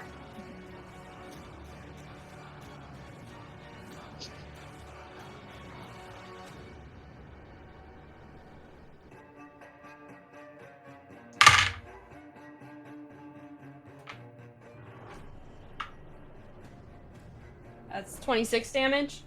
Okay. It's looking badly hurt. That's it. Alrighty, sounds good. Felix, all you.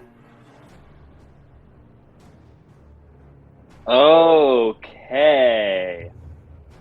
So if I attack this thing with my bonus action using Bigby's hand, I can cast a cantrip, right, as an action? Yes. You can cast a Yes, spell. You can cast a spell as an action too, because Okay, cool. Bigby's Some of the spells already up. require you to like use your action to. Yeah, but I'm not going to use Fireball because that's going to fucking hit me and Gwen. So, It's fine. yeah, I'll come down with Bigby's hand again. I'll attack him. Alright, go for it. 18? That does hit. Oh, thank God. 48 again. 6 plus 8 is 14. 14 bludgeoning, and then I will just look right at him with. Well, I'm about to cast a cantrip, so he's gonna be able to see me, and I'll just point right at him and cast Firebolt. Alrighty, sounds good. It's a ranged spell attack, so you have disadvantage because you're within 5 feet. Yeah, I don't think there's anything I can do about that. Okay. Because if I move out of the way, he's gonna fucking hit me. Hit this guy. Yeah, hit I guess, that yeah, one. yeah. You I don't know would if I still can have see him, though. disadvantage because you're within 5 feet of an enemy. Yeah. Wait, I mean, what? if I fly a. Yeah, if you're within melee range of an enemy, you have disadvantage on ranged attacks. I thought it was just against that Regardless. person. I'm pretty sure it's just any enemy. Why would it be against other people? Because they're interfering. Someone's fucking with- jumping in your you're face. like engaged? What if you ignore them? What if you ignore a brick Fireball. wall in front of your face? I don't think I can I'll ignore look, it. I'll look Have it it. up for you. I'll look it up for you. But yes, Okay. for the time being, you do have disadvantage. Okay. I'll go ahead and roll those then.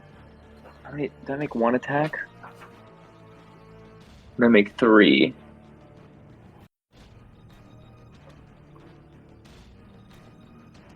Oh no, it's just if I hit it with 1 and the damage increase. Okay. You have it's any enemy creature within 5 feet of you that is hostile and is not incapacitated. You have disadvantage on ranged attacks.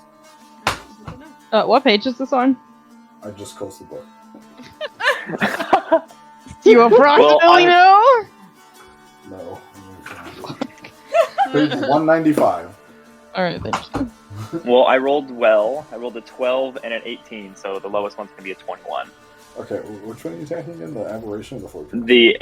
I can't see the other one. Can I even see this other ice aberration? It's far out of my Do you have range dark of. vision? No. We're okay, but people. no, you can't. Peoples. All right, so Okay, you have- well then I'll just attack the Forge Master in front of me then. If I still have disadvantage, regardless. Want me to re-roll? Oh no, you can keep that roll. I just didn't know you were attacking. Okay. What was it? It was 21. That hits. Okay, 3d10, and then my what's it called? Fades. My My invisibility phase. Yeah. Let me roll. Oh my! I'm not even fucking kidding you. I rolled another 1. Augers. So let me roll this damage real quick. 11 plus 9, so 25. I rolled 2 9s. Not bad. 2 9s and a 1. So, sorry, Wouldn't that be 19 damage. Wouldn't that be 19? Yeah, 19 damage. Fire Alrighty. damage. Sounds And good. then, let's see what the fuck happens with this shit. The fire licks over the black ice, but doesn't appear to be doing any extra damage to this armor now. Okay, that's fine. What is that? He went Oh from- my fucking hold up, god, he your went hair from- falls out and goes back within 24 hours. Well, now, alright, Felix is Felix is turns fucking visible. bald. All of his hair just falls off. His He's just like, oh It's- no, no. Including the no. eyebrows or light no? in this whole chamber, by the Are way. his eyebrows gone? It just says your hair falls out and grows back, so it doesn't say like every hair. It just says your hair on your head. Yeah, I would assume you're the hair on your head. Yeah. But yep, my hair is falling out, guys. It's gone. I'm bald. Alrighty. Is that your turn? That's my turn. Alright, you guys watch as there is this great silvery anvil that appears right here. Let me Where? just ping it. I'll just ping it. I don't want to draw it because it's going to go away. right here, and you can see a large fiery figure. You can't see distinct features as it is like this fiery figure, but you can see this male figure bring a hammer above his head, slam it down onto the anvil, and from where the anvil rises, you can see smoldering iron as the lizard is resurrected. Yeah! So, With a cowboy hat. Varjok, Oh shit! functionally, you've taken a short rest Oh while you're within the domain of the Forge. wait. And you have attuned within the domain of the Forge to the Obsidian Bardiche. The Obsidian Bardiche is a martial two-handed weapon that can be attuned by a worshipper of the Forge, a paladin or a cleric of the Forge. While attuned to the Bardiche, the wielder gains proficiency in the weapon. The Bardiche deals a base 1d10 damage. It is considered magical for the purposes of overcoming resistances. Obsidian Shackles. While you are wielding the Bardiche, a cleric or paladin of the Forge gains a new use for their channel divinity. As an action, and I'll post all this so you can see it, the wielder may make a sweeping attack in a 20-foot semicircle, dealing 1d4 fire damage to each creature within range. All creatures within the semicircle must make a strength saving throw against your spell save DC. On a failure, the creature is shackled by obsidian chains and instantly pulled to an unoccupied space 15 feet towards you, and has disadvantage on attacks on creatures other than you until the start of your next turn. Damn. Oh God! New weapon! Where do I put this? We don't have like a...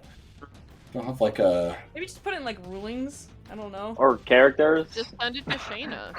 No, You it's- could just weapon. everyone can see it.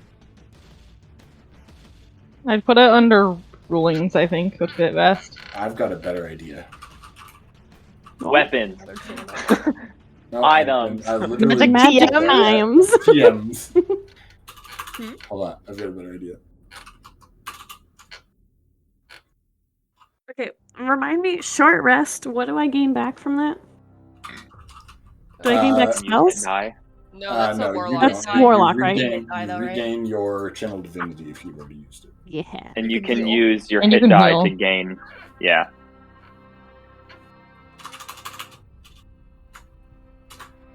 Okay. So and here the you go. Here's the Okay, Obsidian Bardiche. Okay, and channel divinity is different than divine strike, right? Yeah, your channel divinity is That's your, the like. That's, in your case, that's what your turn undead and Yeah. your I forget what it's called in Xanathar. It's the thing that lets you like create, forge something basically. Artisan You have blessing. turn undead? Yeah, I I you do have have undead. you have a new special one called Obsidian Shackles as long as you are wielding the weapon. Dope. He looks like starts to like take out the destroyed Bardiche, and he's like, "Never mind," and puts it back in the bag of holding. As you see the lizard begin to stand, smoldering iron recrafted upon the iron anvil, it vanishes. Varjok, you have a 15-foot aura around you. Huh? Let me go ahead and color it real quick. Until the end of your next turn, I gotta put it on here. Until the end of your next turn, you have +5 AC, and anyone within the aura has +2 to their AC. Nice. Get over here, This please. is the ember that the Ashen Lady bestowed upon you. The hammer and anvil does destroy this ice apparition. It's your turn. What would you like to do? Come over You need an This is entrance. gonna one-shot me. This is gonna one-shot me, please. Oh my god! It is Welcome. pitch dark. All you can see... Oh, no, it's not, because as you enter, the torches all relight, and you can see the lava begin to melt again and begin to give off light again. Oh, The I can't forge, see. with you here, the forge relights. You can see now. Everyone can see. What a grand entrance. Welcome. There's a bad guy, a bear trap. We're having panic attacks? It's great. Jortha, help me. I don't think you can make it to me. I don't think you have enough speed. 15, 20, You can make it to its combat range. You can get over And here, honestly, yeah. I can make it to swipe that motherfucker I can because make it right here. I can make that strength save. Oh, maybe I'll Hey. just well, I think if you come next to me, you in you'll the be aura? flanking. Yeah. If you come next to me, you'll be flanking. right here. Yeah, she flank is not Yeah. she is Jortha flanking. If Yeah, because Varjok can flank with Guin. yeah, so if you're right next to me, Yeah, you can 'cause be I have a flanking. ranged weapon, so Yeah. I'm covering Okay, the hang on. space. Let me reread this amazing thing that I just got. It does. I think you'll hit attunement. I let me edit that real quick and say, Obsidian Bardiche Attunement. attunement.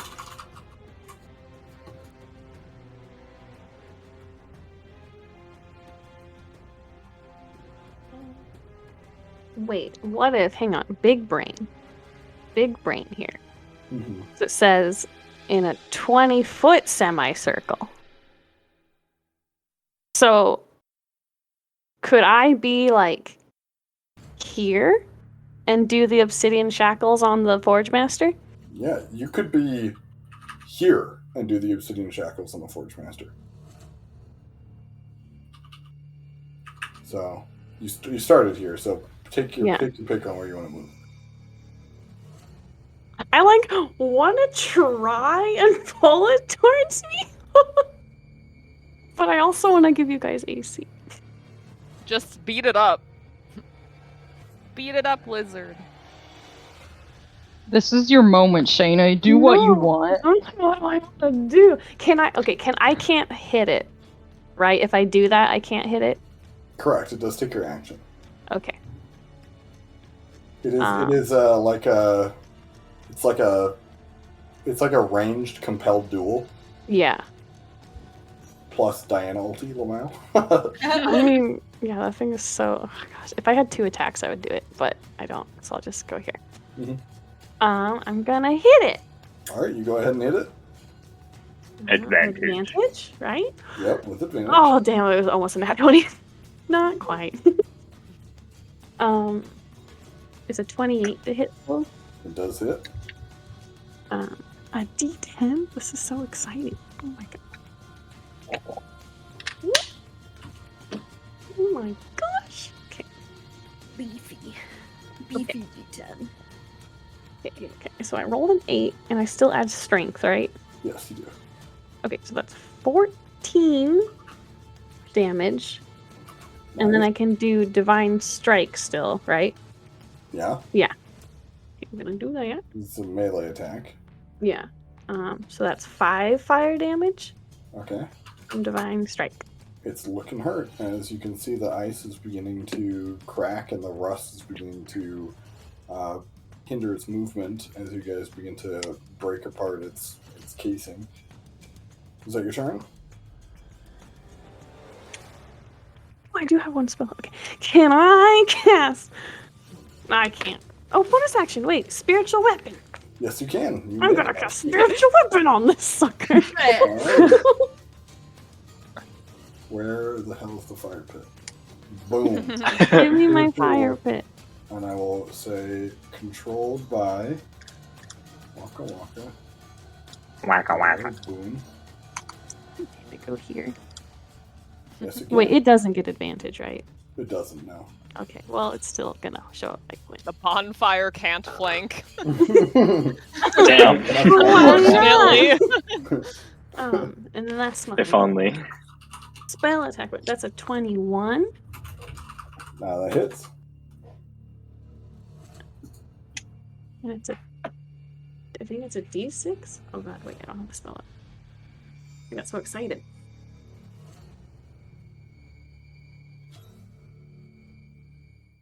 Mm, 28. Um, 9 bludgeoning damage. Force damage. Alrighty. Yeah, it's looking hard as the spiritual weapon, taking the form of the Forge Master's Great Hammer, pristine in its form and not rusted as you saw it in the forge. Lizard looks so distraught and very angry. Alrighty. You guys, as you see Varjak, the ringing of steel on steel echoing through the chamber, light returned. Varjak returns with this great bardiche. And He's just screeching the entire time. At the end of your turn, the Forge Master is going to bring his fist up and slam it onto his ice chest plate, and it cracks. So he is going to... You can see his armor begin to break. And as the pieces fall to the ground, more of the badgers. Boo. Badgers! I'm honestly surprised he hasn't tried to attack me yet. Maybe it's coming. Oh no. Well, I mean, he was beating me up, so. Alrighty. There's so much going on right here. There's so many auras going on. Alrighty. So that is Varjak's turn. Guin, the lizard's back. It's your turn. Why do I have an aura? I don't know. Why do you have an aura? What is that? You did your thing last... What the hell? What? Sorry, someone just lit up a firework outside. You had that aura on from the last fight for some reason. Your Mystic Arcana, I think, but I don't Yeah. think it's you anymore, is it? No, it's gone. It only lasts for 10 minutes. Okay, boom. Yeah. Oh, at the start of your turn, you take 4 cold damage. Okay. You're in difficult terrain. Is it magic based? Difficult terrain? Is it magic based? Difficult terrain. Yes. Okay. Why won't it let me update this? Do I what? can't change my green number. My green number. I don't know. It still says. There we go. I fixed it. Okay. Okay, yeah, so the lizard's back. That's cool. Guin doesn't notice. She is freaking out because her glaive is disappearing. Yeah. And now that it's light again, you can see it is like badly falling apart. Yeah, no, she's like on the verge of hyperventilating. And she is like taking her hand and trying to brush it away. Mm-hmm. And at the same time, she will cast Skewering Vines with her spell saved in her ring. Mm-hmm. And she's going to basically try and hit this guy with it. All right, go for it. Oh, that's really bad. It's not gonna hit him. That's Skewering Vines is melee, right? Range spell attack. You don't have disadvantage. Correct. But I'm not going to be able to hit because that's a 11. 11? Well, his AC went down, but it didn't go down that far. It does not hit, no. My spell is up regardless. But yeah, she casts the vines, they thrash around violently, and they just completely whiff. She is trying to rub the corruption off of her glaive. Alrighty. And is that a concentration spell? Yes. Alrighty. Is that your turn? Yes. Alrighty. The Forge Master, does he get his soul chain back? No. Alrighty. So in that case, the Forge Master is going to... Who to attack? Hit me, I dare you. Alright. Spare me. Alright. Ashley, roll a d6 for me. You get Me? get to decide. Ooh! Which dice should I use? All of them fucking are hit me. bad. I don't think it matters. 5. A 5, it's going after Felix. I fucking knew it. Is not spared. As the ice on his chest plate shatters, he turns, and the war pick is going to come down and slam down upon you, Felix. Jesus You have fucking Christ. +2 to AC. You have +2 to AC. Does an 18 hit you? No, because my AC is now 20 because of Alrighty, as the warp comes down, you can see the fiery aura still around Varjok. You can see the ember reach out, and a fiery shield of the forge appears up, and the ice slams into it, and the shield fades because the attack has been blocked by the forge. Felix is like, oh, shit. Alrighty, that's its turn. Korrah, it is all you. You start your turn, and you take 2 cold damage. Yeah. Yeah. Our best fighter is stuck like with these fucking. I know. I'm like, I gotta get rid of this fucking thing so I can get over here. Okay, time to meet your maker. All right, 10 feet of movement to get there. Yeah. It's really, really low. Just so you're aware. Just gonna hit it with my sword. What can I say? Alrighty. Bonk. It's a 15 hit. Yes. Okay. Does it do more than 4 damage? It will. Okay, it dies. It does. It's I'm really, rolling really low. nice. So I can only do 4 or more damage. Yeah, I was gonna say. Alrighty, so you got 20 feet of movement left. You can now see Varjok, the fiery shield of the Ashen Lady's embers, having just saved Felix from taking a war pick through the chest. Korrah looks like pissed that this thing has been hindering her movement, but also like, yeah, like one of my soldiers is back when she sees Varjok, you know? Yeah. So use 10 feet. I can get up here, but I can't reach anything to hit it. Alrighty, is that your turn? That is my turn. Alrighty, ice aberrations. Dude. You motherfucker. Dude. Why did this do? Alright, get Korrah's back with him. Alrighty, so Guin.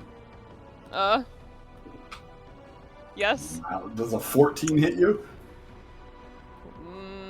That is my AC. Well, nope. I'm sorry. I am Cloak? concentrating on a spell. Yes, also my cloak. My AC is 17 when I have a concentration spell up. Okay, cool, so it doesn't hit you. Felix. Does a 7 hit you? No. Doesn't hit my base AC. Alright, the ice aberrations, they're firing these like little skewers of black ice, but they're not really doing a whole lot here.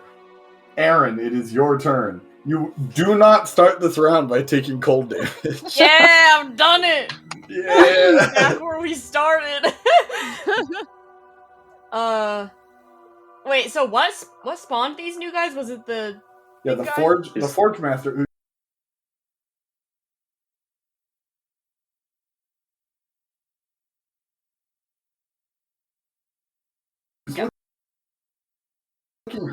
I feel like Georgia just hit.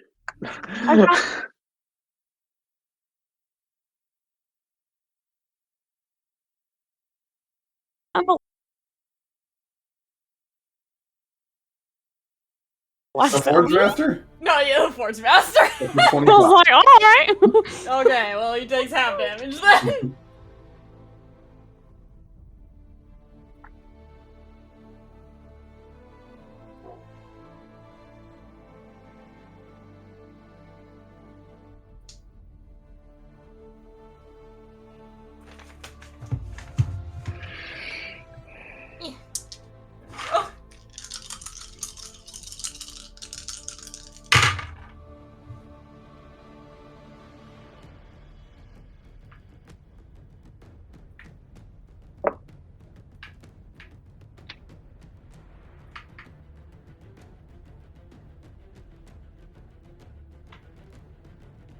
Actually, counting dice. You interrupted me. Oh my fucking god. That's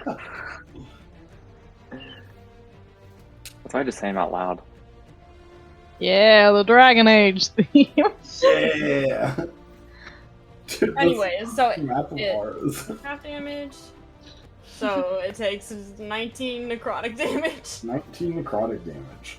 You can see as your spell hits it, much of the necrotic damage spreads across the black ice and fades. It takes half of that damage. Oh my god, I hate you. It takes 9 necrotic damage. So half Double of half. half lol. from a fucking 5th level spell? Yup. Alrighty. Is that your turn? Yup. Felix, you start your turn by taking 2 cold damage. It is now your turn. Yay. Well, is that half to 1? Yes, it is halved to 1. Great. Like a Bigby's hand is just gonna smash down on this bitch again, I guess. Go for it. 19 to hit. 19 does hit. Cool. Cuckoo-ca-choo. 5 plus 8 is 13. 13 force damage. His Bigsby hand is just like on top of him, just like, stay fucking down. Alrighty, yeah, he's looking hurt. His Bigby's Then hand I is will- The ice is cracking. And I will use fucking Firebolt again Alrighty. with disadvantage. Disadvantage. Actually, I'll shoot this fucking ice aberration. Alright, go for it. With disadvantage. Actually, no, I'm gonna shoot the big guy. Fuck that. Alright, fuck with that. disadvantage. Disadvantage, 19. 19? Yes. That hits. Yay. 3d10.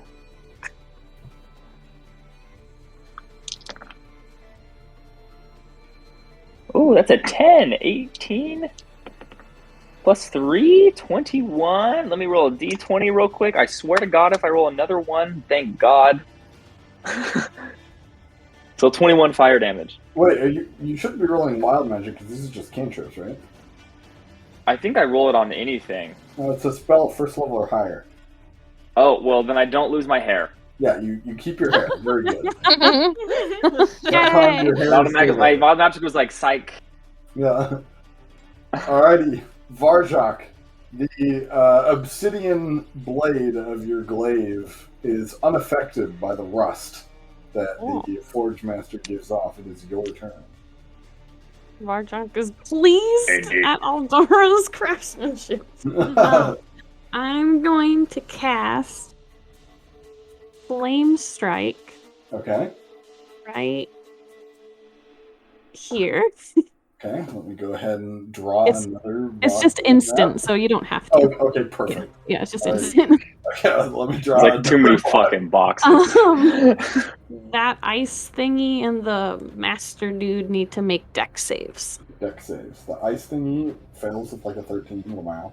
Mhm. The Forge Master, natural 19 Okay. for a 20. So, Well, he'll still take half damage. yes, you will. Okay.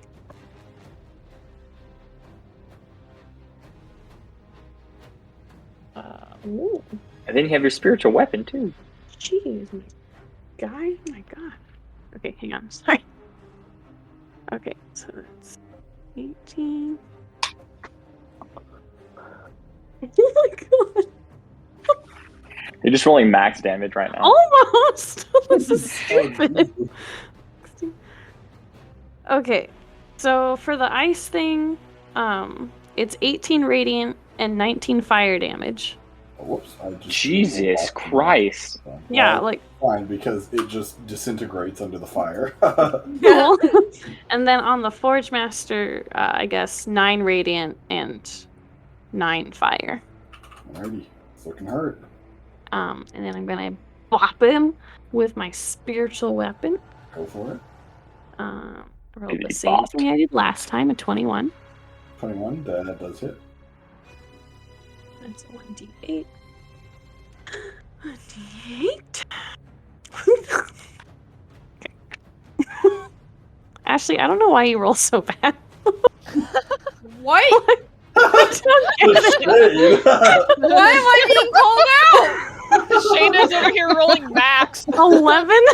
11 force Well, I damage? mean, on the roll that I just did, I did roll a 12, but I just also happened to roll a 1. No, you're good. You're good. It's looking I'm good as just the, average. the hammer begins to like crash down upon the Forge Master, breaking through the ice. It's looking really bad. That is my turn. Alrighty. Guin, it is... Oh, actually, at the end of your turn, it is once again going to bring its fist up, slam it into its chest plate. Stop doing that. Stop it! Boop. A badger! Go away! Boop. As They're its flanking armor, us. as its armor shatters, its AC is reduced again. Alrighty, that's its turn. Guin, at the top of your turn, you take 6 cold damage. Oh yeah, don't I take cold damage? Oh yeah, you do. Sorry, you would have taken 2 cold damage. Guin, because you took 2 instances of damage, make 2 concentration saves for me. Bro, this guy's hacking! I'm getting Huntsman flashbacks to the cold damage. Oh gosh, I tried to type in 36 and it yeeted my screen away. What do you even mean? I have advantage on these. You're cool. Thanks, I have Warcaster. You are cool. I didn't mean to sound sarcastic. It's just anything above 10, right? Yeah, anything 10 or above. Okay, yeah. We good. Oh, it only has to be 10 or above? Oh, okay. Yeah, So I it's have to 10 The or damage half the was 6. damage, whichever is higher. Oh, okay. Yeah, so I passed him. Alright, perfect. It's your turn. Yeah, so is Guin trying to rub this, like, corrupted eye stuff off doing anything? No. Okay, well, yeah, she's having a bad time. The brambles are going to keep thrashing around at the Forge Master. Okay. Why am I rolling so bad now? Because your name is Ashley. Yeah, I mean, it makes sense. Yeah, that's an 11 again. That misses. Yeah, she's F. yeah, she's going to like whiff her spell, and she just kind of starts to like crouch down. She starts to crumble, and she's like having a panic attack. Okay. That is my turn. Alrighty. Oh boy. Forge Master does not get his soul chain back. Ashley, roll a d8 for me. Fuck. Ashley, don't do it to me. You're just asking for it at that point. 8. An 8. Oh my god. Look, it's Felix again. I fucking knew it. I knew I was a 7 to 8 choice. Fuck me. However, Varjok, your ember fades. Yes. It saved Felix once. Unfortunately, it cannot save Felix again. Let's see if the Forge Master can hit him. That's what you think. That's a 26 to hit. Fuck, really? Yes. I was gonna use shield, but it only goes up to a 23. Alrighty. Yeah, it hits me, but after he hits me, Yeah. he does. I do 2d8 fire damage. Well, hold on. We'll get to that Okay. in just a second. We need to get through these effects first. First of all, I need you to make a strength saving throw. Oh god. Okay, here we go. Should I be giving myself advantage on this? Would I know what he's about to do? I mean, you see the war pick is coming down on you. I have Tides of Chaos that I haven't used. That doesn't use anything. I have 1 sorcery point. Well, we know multiple things are about to happen, so up to you. I will use Tides of Chaos Okay. to give myself advantage on this because my strength is not good. Okay. Dog shit. Oh my god, a 13. Oh, no. A 13. Wait, let me- You said, are you flying? Is that right? Nope, I'm not flying. I'm still on the ground. Okay, cool. Very good. Also, I need to roll on the Wild Magic Search board immediately. So Okay. that's what Tides of Chaos does. Let me do that Alright. really quick. That's a lot of Wild Magic Search boards tonight.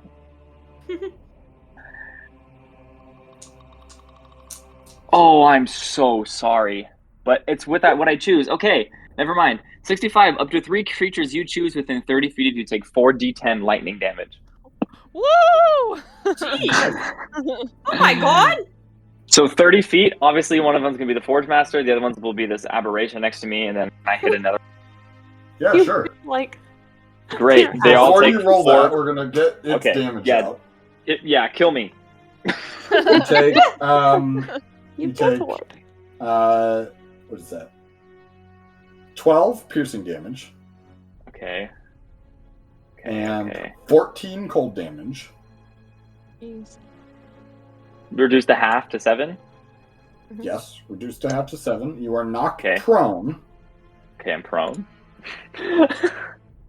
That's what it does. Yeah. Okay. That woo. attack is a lot more brutal if it can land its soul chain. Yeah. I don't doubt it. Alrighty, so that is what it does. Now you use your lightning chain. Let's see what happens.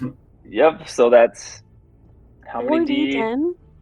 4D. Yeah, 4D10. Just insane. 8 and 8, so 16 lightning damage to Forge Master, Ice Aberration next to me, and the Ice Aberration near Korrah and Guin. Which one? The one above or the one below? They are let's- equidistant. Let's do the one below. Okay. And then- do we make a save at all, or is it just No, it just says lightning Okay, cool. damage. perfect? The Forge And Master then- is looking very hurt. And then the Forge Master takes 2d8 fire damage because he hit me with a melee attack, and that's what my fire Alrighty. shield does. Alright. Nice. 3 fire damage. Wow. How do you want to do this? Yes! That is exactly its HP. Damn. I think what happens is as soon as Felix gets just whacked with this, he kind of just like his body like floats in the air and just like shocks a bunch of different shit, and then the fire just kind of like baps him in the head because it comes out of nowhere. But he gets like shocked up like someone like you're performing an exorcist, but like with like electricity. Like oh shit! Oh god! Alrighty, your electricity and fire burst out as the pickaxe slams down upon you. Still prone on the ground, the Forge Master crumples, the ice melts away, and the ice aberrations melt away with it. Oh thank God! Felix As the looks like chamber physically once exhausted. again goes quiet, with the exception of the still echoing ringing of the hammer strike from earlier that is fading away. So, alright, so what would you guys like to do? Felix is just on the ground, just like absolutely exhausted. That was a lot of wild magic coming out of his body, so he's just like, oh my god, help. Oh. He's like, why did it attack me? Why me? Was I that threatening? What? He like gets up, he's like on a knee, he's like, fuck. Oh gosh. Well, that's nice. Guin is hyperventilating. Her glaive is like disappearing. We're having no fun here. I assume the brambles are still up because she's not really paying attention to that. Sure. That's fine. So they're just kind of like whipping around. They're not hurting the party, but they're there in case anything pops up, and she's just like kind of like trying to rub off the corruption, and it's not working, and she's freaked out. Korrah like kneels because Gwen like crumpled down, right? Yeah, she's like on the ground right Yeah. now. Korrah like kneels next to Gwen and puts like a gentle hand on her shoulder. Guinevere, it's all right. She's panting really heavy. It's not. It's my Gwen, glaive breathe. is disappearing. Breathe, Gwen. Breathe. Breathe with me, all right? She kind of like puts her hand next to you, kind of like pushing you away. She's like just focused on her glaive. The corruption's not going away, even though the Forge Master is gone. No, the rust is not spreading across the glaive, but it's not going away either. You have that -3 stays. Is it cursed? I'm wondering. Korra's gonna like because she can see Gwen is panicking and she doesn't want to cut her space, so she'll take a step back. Can you try on summoning it? I mean, she'll disappear it Alright, advantages. a couple seconds, and then bring it back. Alright, as you bring it back, it returns to your hands, rusted and damaged. She's kind of like puts her face in her hands and kind of like sits there on the ground. So yeah, Korrah walks up to Guin and who's like having a panic attack, and Felix is like on the floor. So Aaron like looks over at the Yoshino and he's like looks at the two people that are in their own worlds, and he walks over to the lizard. Hello? Welcome back. Aaron, no remorse for anybody. I mean, Lizard literally just died, so... Yeah, the lizard's fine. Like, yeah, I'm the one that has no remorse. Oh my god. Yeah. What does Aaron do? He walked up to the lizard and said, "Welcome back." Oh, yes. Thank you. Are you feeling alright? Oh, you know, I just met my childhood nightmare and was eaten and found out that I've been a murderer for 15 years and my patron is dying. But I'm great. This is my sister's weapon. He like looks at the weapon. I meant. I didn't know she could make this. I meant physically. Are you alright? Feel very good. He kind of like Physically. he kind of like eyes him and see if there's like any like indication of him like being resurrected. Is he like undead? He, like what's going, like just trying to see if there's any physical signs. No. The Varjok looks healthy. And you know, basically unharmed. Looks a little cold from his 2 cold damage. Yeah. Hey, when you got the Ring of Warm! chilled. He's got some icy eyebrows. Icy scales. I was like, his eyebrow. Eyebrow scales.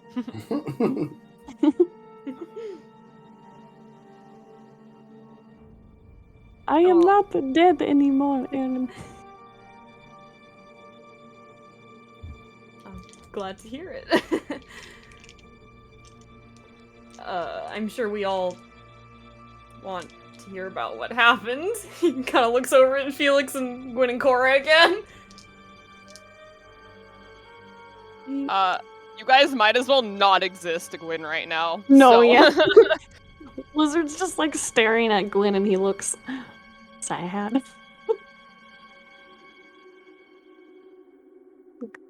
Guinevere, may I try some? She'll Guinevere. Guin. after he keeps like saying her name, she'll kind of like lower her hands and deadpan. She'll look up at him. Will you allow me to touch the glaive? She'll pick it up with one hand and extend it to him.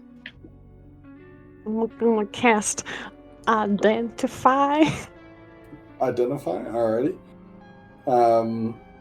As you cast Identify, you can tell that it is not a curse necessarily. It is a part of the corruption of the forge that you are. It's the same rust that covered the Lord of Steel's tools. Mhm. And it now coats Gwyn's glaive. Do I get a sense of how to make it go away? Yeah, you are confident that you could probably repair it. You can tell it is not nearly as, like, the stuff within the forge, within the divine realm, of course, lingered. You can tell this is just like a weaker version of it. You could probably repair it, yes. Do you trust me, Guin? Do you think you can fix it? Yeah. He like blushes as he remembers how like the lady told him that he was a good forgesmith. He's like, yeah, I believe that I probably could. He's like his tail curls. if you are okay with that. Please, if you... She takes a breath. If you can. Where's the forge? Well, there's plenty of forges around here, and with your return, you can see that the furnaces are being lit, and you've got plenty of places to choose to forge from. You can go find you can go find plenty of stuff. You can go find molten steel. You can find molten obsidian. You can find hard igneous stone. Plenty of forges to work with. Oh, also, so she's still sitting on the ground as soon as you, like, stand up and walk more than 5 feet away from me, it unsummons.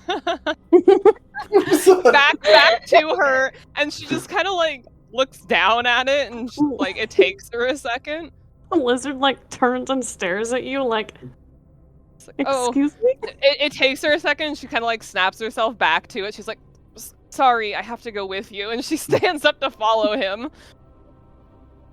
Wait, where would you like to go? What do you mean? I'm following you. These are my options. Which one would you like? What were the options? You can give it some. You can repair the rusted holes in it with the steel it was made out of. You can repair it with obsidian. You can repair it with hard igneous stone. You can repair it with, like this copper gold alloy. You can repair it with just about anything within the forge.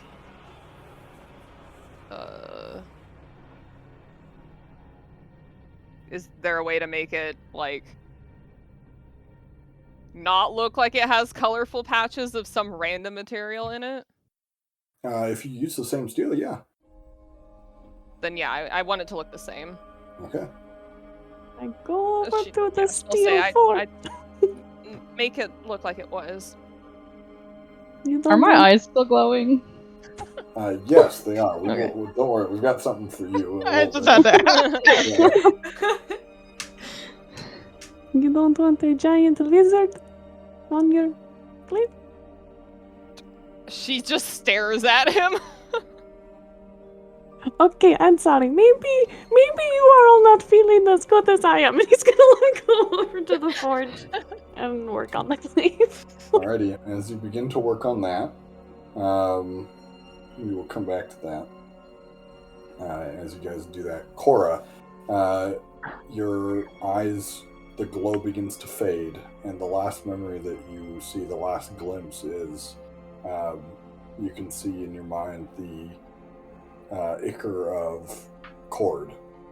As you're cutting through it, begin to seep away into the divine soil, and you can sense it forming something new, something evil, as that same blood that was burning you is seeping into the divine soil. And that is the last memory that you get, as the corruption within the anvil and chimney fades. I feel like Guin like stands up and falls after Varjok, and he's like, "Oh, which forge do you want?" And Korrah's like staring after them, and then as like the light in her eyes fades, she just like looks down at like her arms and like still imagining like the acid like coating her. Mm. And you can see the residue of the black ice melting away on you, is triggering that memory.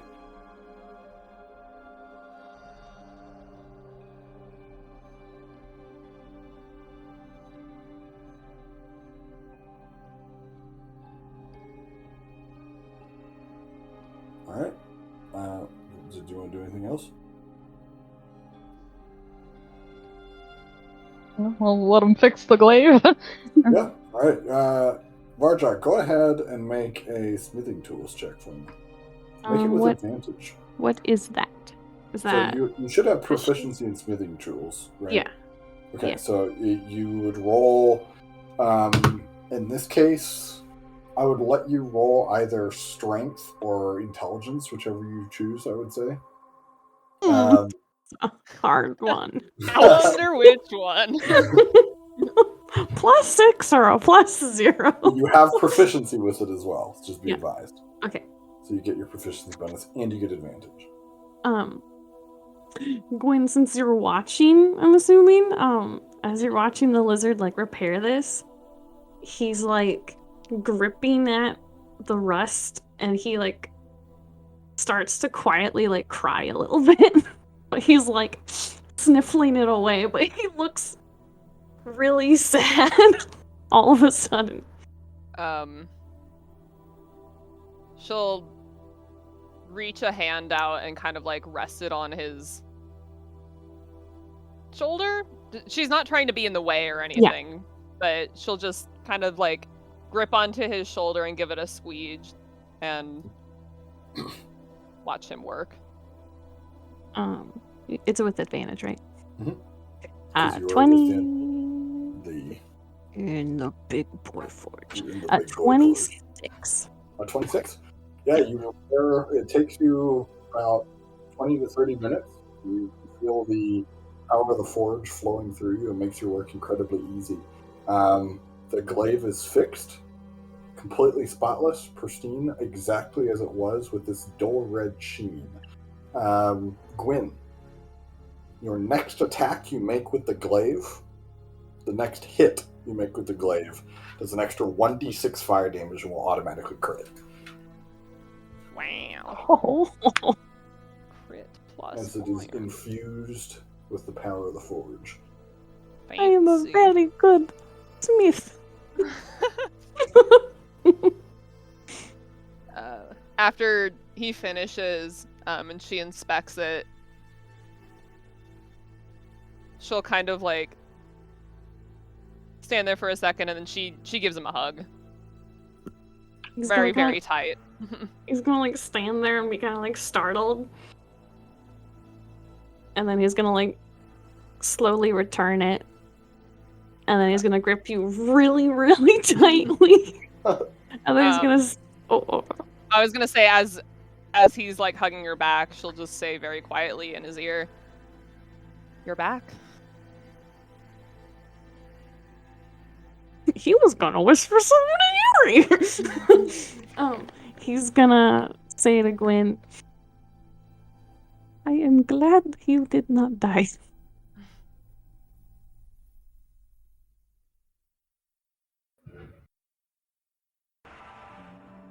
She just stands there until he lets go, like.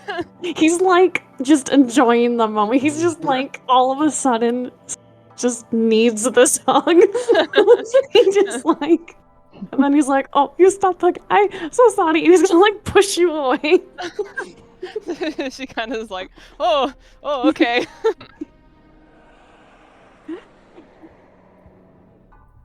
All right. So yeah. No, I wanted to go talk to the lizard. Go for it, yeah. Korrah will walk over to them after Varjak like pushes going away. Varjak, it's very good to see you. It is good to see you all too. And he's gonna look. I mean, Felix, I don't know if you're still on the ground, but he's gonna try and make eye contact with everyone.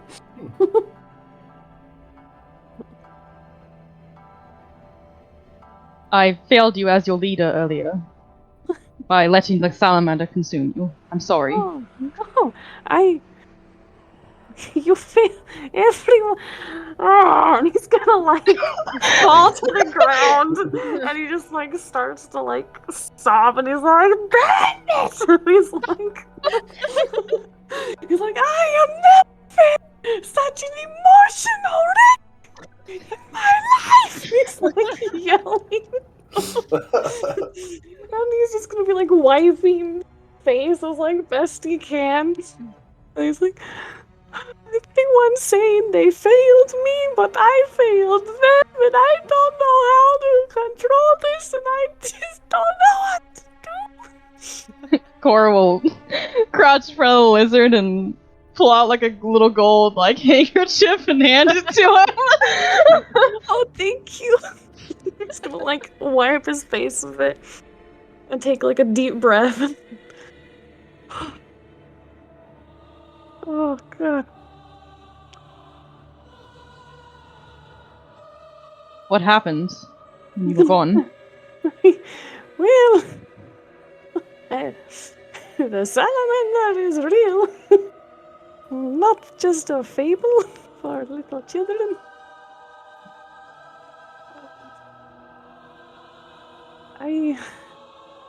I saw the forge. the great forge.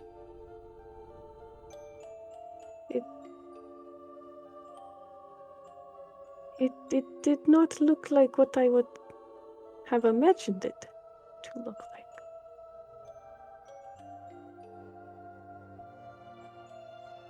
What was it like?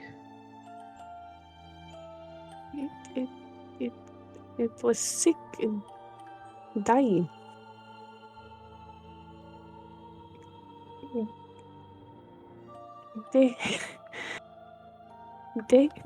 Juan is dying. And he like starts to like hyperventilate a little bit as he's like starts looking at like nothing. Juan is dying and he is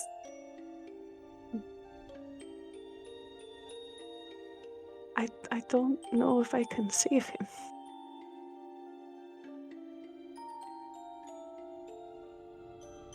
This flash of like something crosses Korrah's face for a moment when he says that. When something what? When You know, you can roll a perception. When he wants flashing over. You remember? Am I able to see that too? I'm definitely still standing. You sit right there next to us, yeah. It's 18? This is guess- a perception? Yeah. It's a Did I roll 17. against this? What's going on with your Um, face, Korrah? Well, I'm trying to figure out if like I should like roll against this because like he's not trying to let it show, you know. Are you trying to hide it? Yes. You are? Okay, well then roll deception. Okay. And it would be against their passive perception.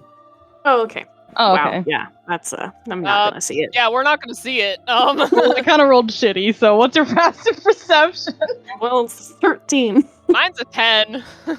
Okay, well the lizard sees it because I rolled not very good, but Guin doesn't. Lizard, you see almost a sense of guilt cross her face. Excuse me. I got a 12, or my passive perception is 12. Do I see it? No, it meets beats. Aaron's like, dang it.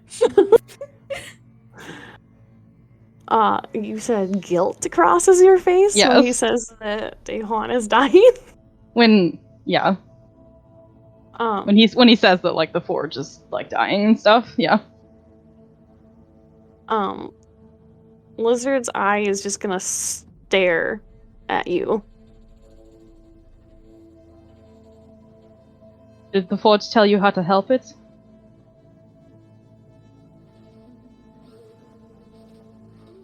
If it can be helped? He's just like locked eyes with you, and he's gonna say, I need to find the source of the corruption.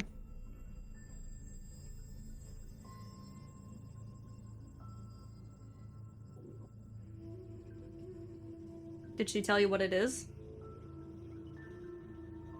He's gonna briefly like glance at Aaron. Whatever this is causing this ice, the lady, she did not know. She said it came from the divine realm.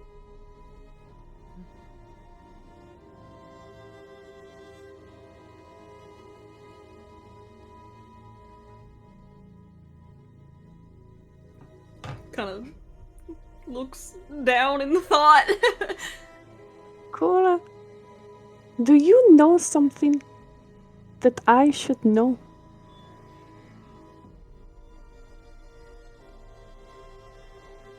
I'm not sure yet.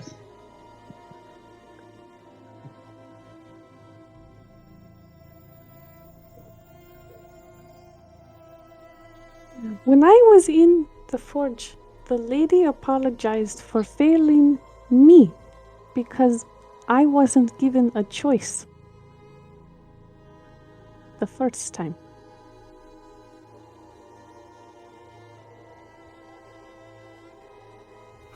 I was forced into a task that I obviously... And he's gonna, like, wave his hand towards the scales in reference to earlier. I obviously did not succeed. And she apologized to me because she said they were unable to communicate with me.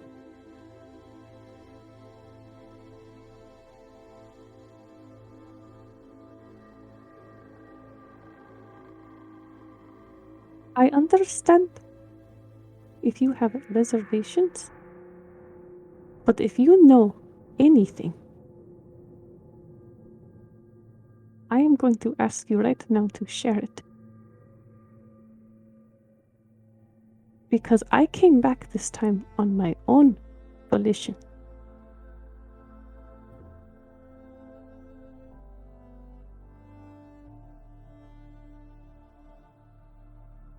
I don't know anything for sure, but I have a theory. And you will not share it.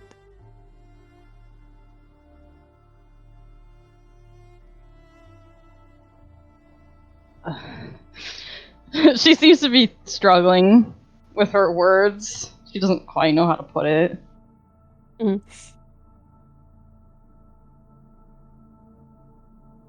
I believe that the Cabal may have something to do with the corruption. Not just them, but many other things, but I don't think they have been... She sighs. I think something the Cabal did may have helped assist the corruption, perhaps. But you don't think the Cabal is the primary source? No, I think it may be bigger than that. Well, I have my own thoughts about what it might be. I'm not sure if it would work in conjunction with your theory, though. What is your theory, Aaron? Well, I think it might be the Great Old One. We take a short rest while we're telling this conversation. Yes, you can. You're here, I agree. I was like, if we're standing around chatting anyways. Yes, take a short rest.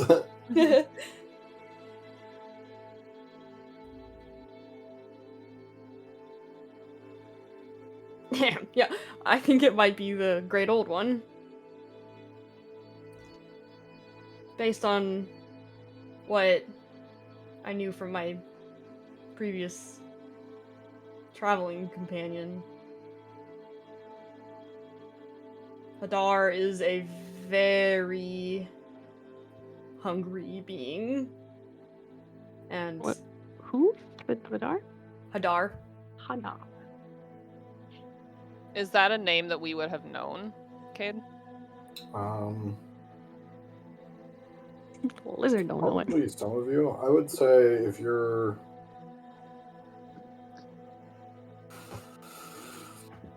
I mean, I would say, yeah, you would recognize it. At least the name.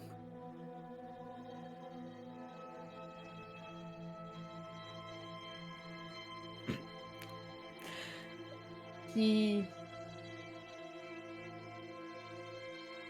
enlists people for the sole purpose of consuming and becoming greater than whatever it is that they fight. So and based on what we saw from the Guardian, what was it called? The Forge Master? Forge Master? The big guy with the the guy we just killed? Yeah, the Forge Master. Yeah, sorry, yeah, yes. Based on what we saw from the Forge Master, it seems like a similar type of power that Merrick was given.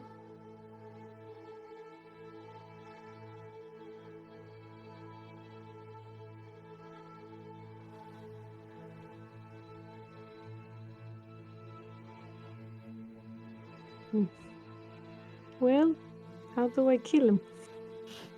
I don't think it's from Hadar. Then who is it from? The Dawn Titans. Their deaths. I think something happened when they died that caused this corruption to spread. It came from them. And again, this is all just speculation. I can't say anything for sure.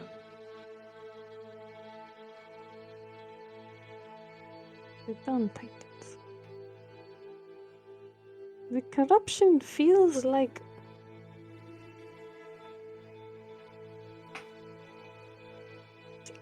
a parasite? A sickness? Is it?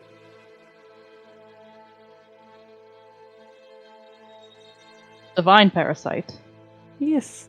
I sensed as much when I saw it desecrating the statue of your lady. Excuse me? He's gonna like turn. Can I see that? The black ice has melted off. It now looks just as pristine as it ever did. He's like, Your lady's statue is fine now. She like assures like Marjox is freaked out. God, man, and he's gonna like hit you in the shoulder. Not like angrily, just like Yeah. Who is that?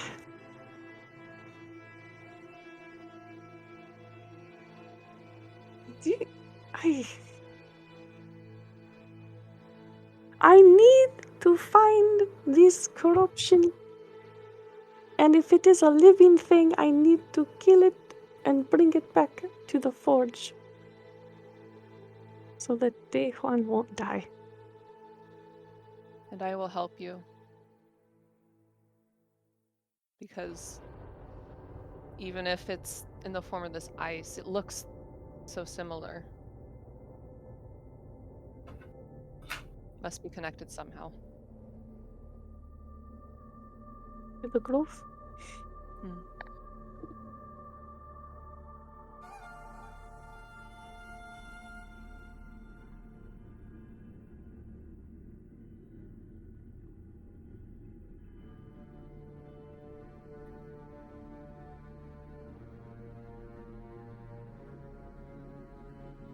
As you guys conclude your discussions, you do know it is getting pretty late in the evening by this point. And you guys are getting tired, but the forge seems safe. Would you like to sleep here? Kind of glance around. If we sleep here, I can take us home when we wake up. Perhaps that would be best, to not look at that village until later.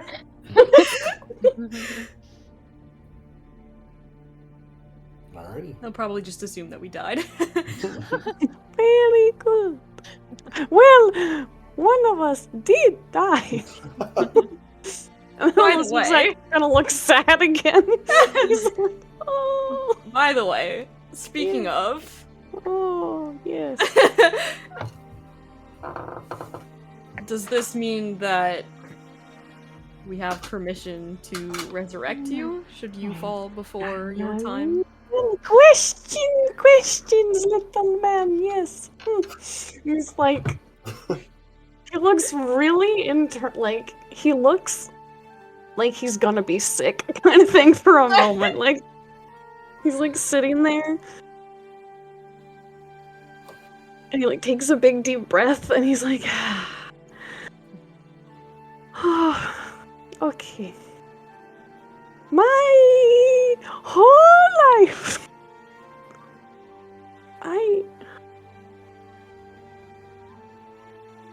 yes, please, if you can, in the moment, I perhaps would not like to die just yet. And he's like, gonna throw up a little bit after he says that. Just in the moment? Maybe multiple moments, and he's like trying to like not like just throw up. Gwyn pulls out like a little piece of like a ginger root and hands it to him. What is this? Please stop throwing up. She like hands him this little piece of it. Stop asking me questions that like wreck my internal nature. He's just like, Well, I would hate to do it and for you to be even more wrecked because like it's not what you want. that is very. He's gonna like. He likes the ginger. He just starts chowing down on it. It is spicy. He's like, you get a slight like laugh from that. He's gonna turn to Aaron and then nod. I am very grateful that you are asking me this. It turns out that really being resurrected is not so bad.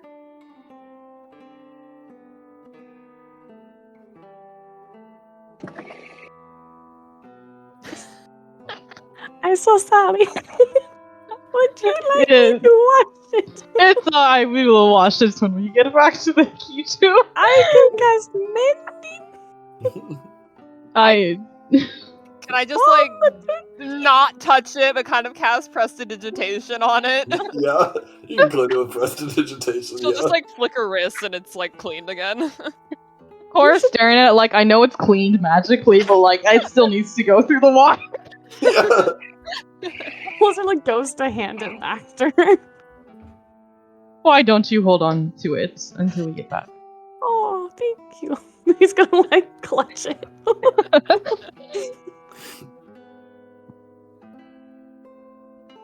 Alright. So you guys settle down for bed. Getting ready for your journey home tomorrow. After, really quick, Yeah, all you. short rest. I'm gonna cast a Skewering Vines back into my ring. Okay, yep, sounds good. Gonna throw that back in there. Yep. Are we just sleeping in the middle of the altar room? You can sleep wherever you want in here. I mean, there's It's not warm. like really like quarters, but it is like warm. Yeah. Some might say a little hot, but but like you can definitely sleep in here. You can set up somewhere. It's quiet. It's safe. It is no longer still though. The lava from behind the statue of the Ashen Lady now flows freely, and it looks as you imagine it is supposed to look. As you guys get ready for bed for the evening, tucking yourselves in, Aaron, you feel the weight of the diplomat's pouch shift slightly. Welcome, you've got mail. Got mail.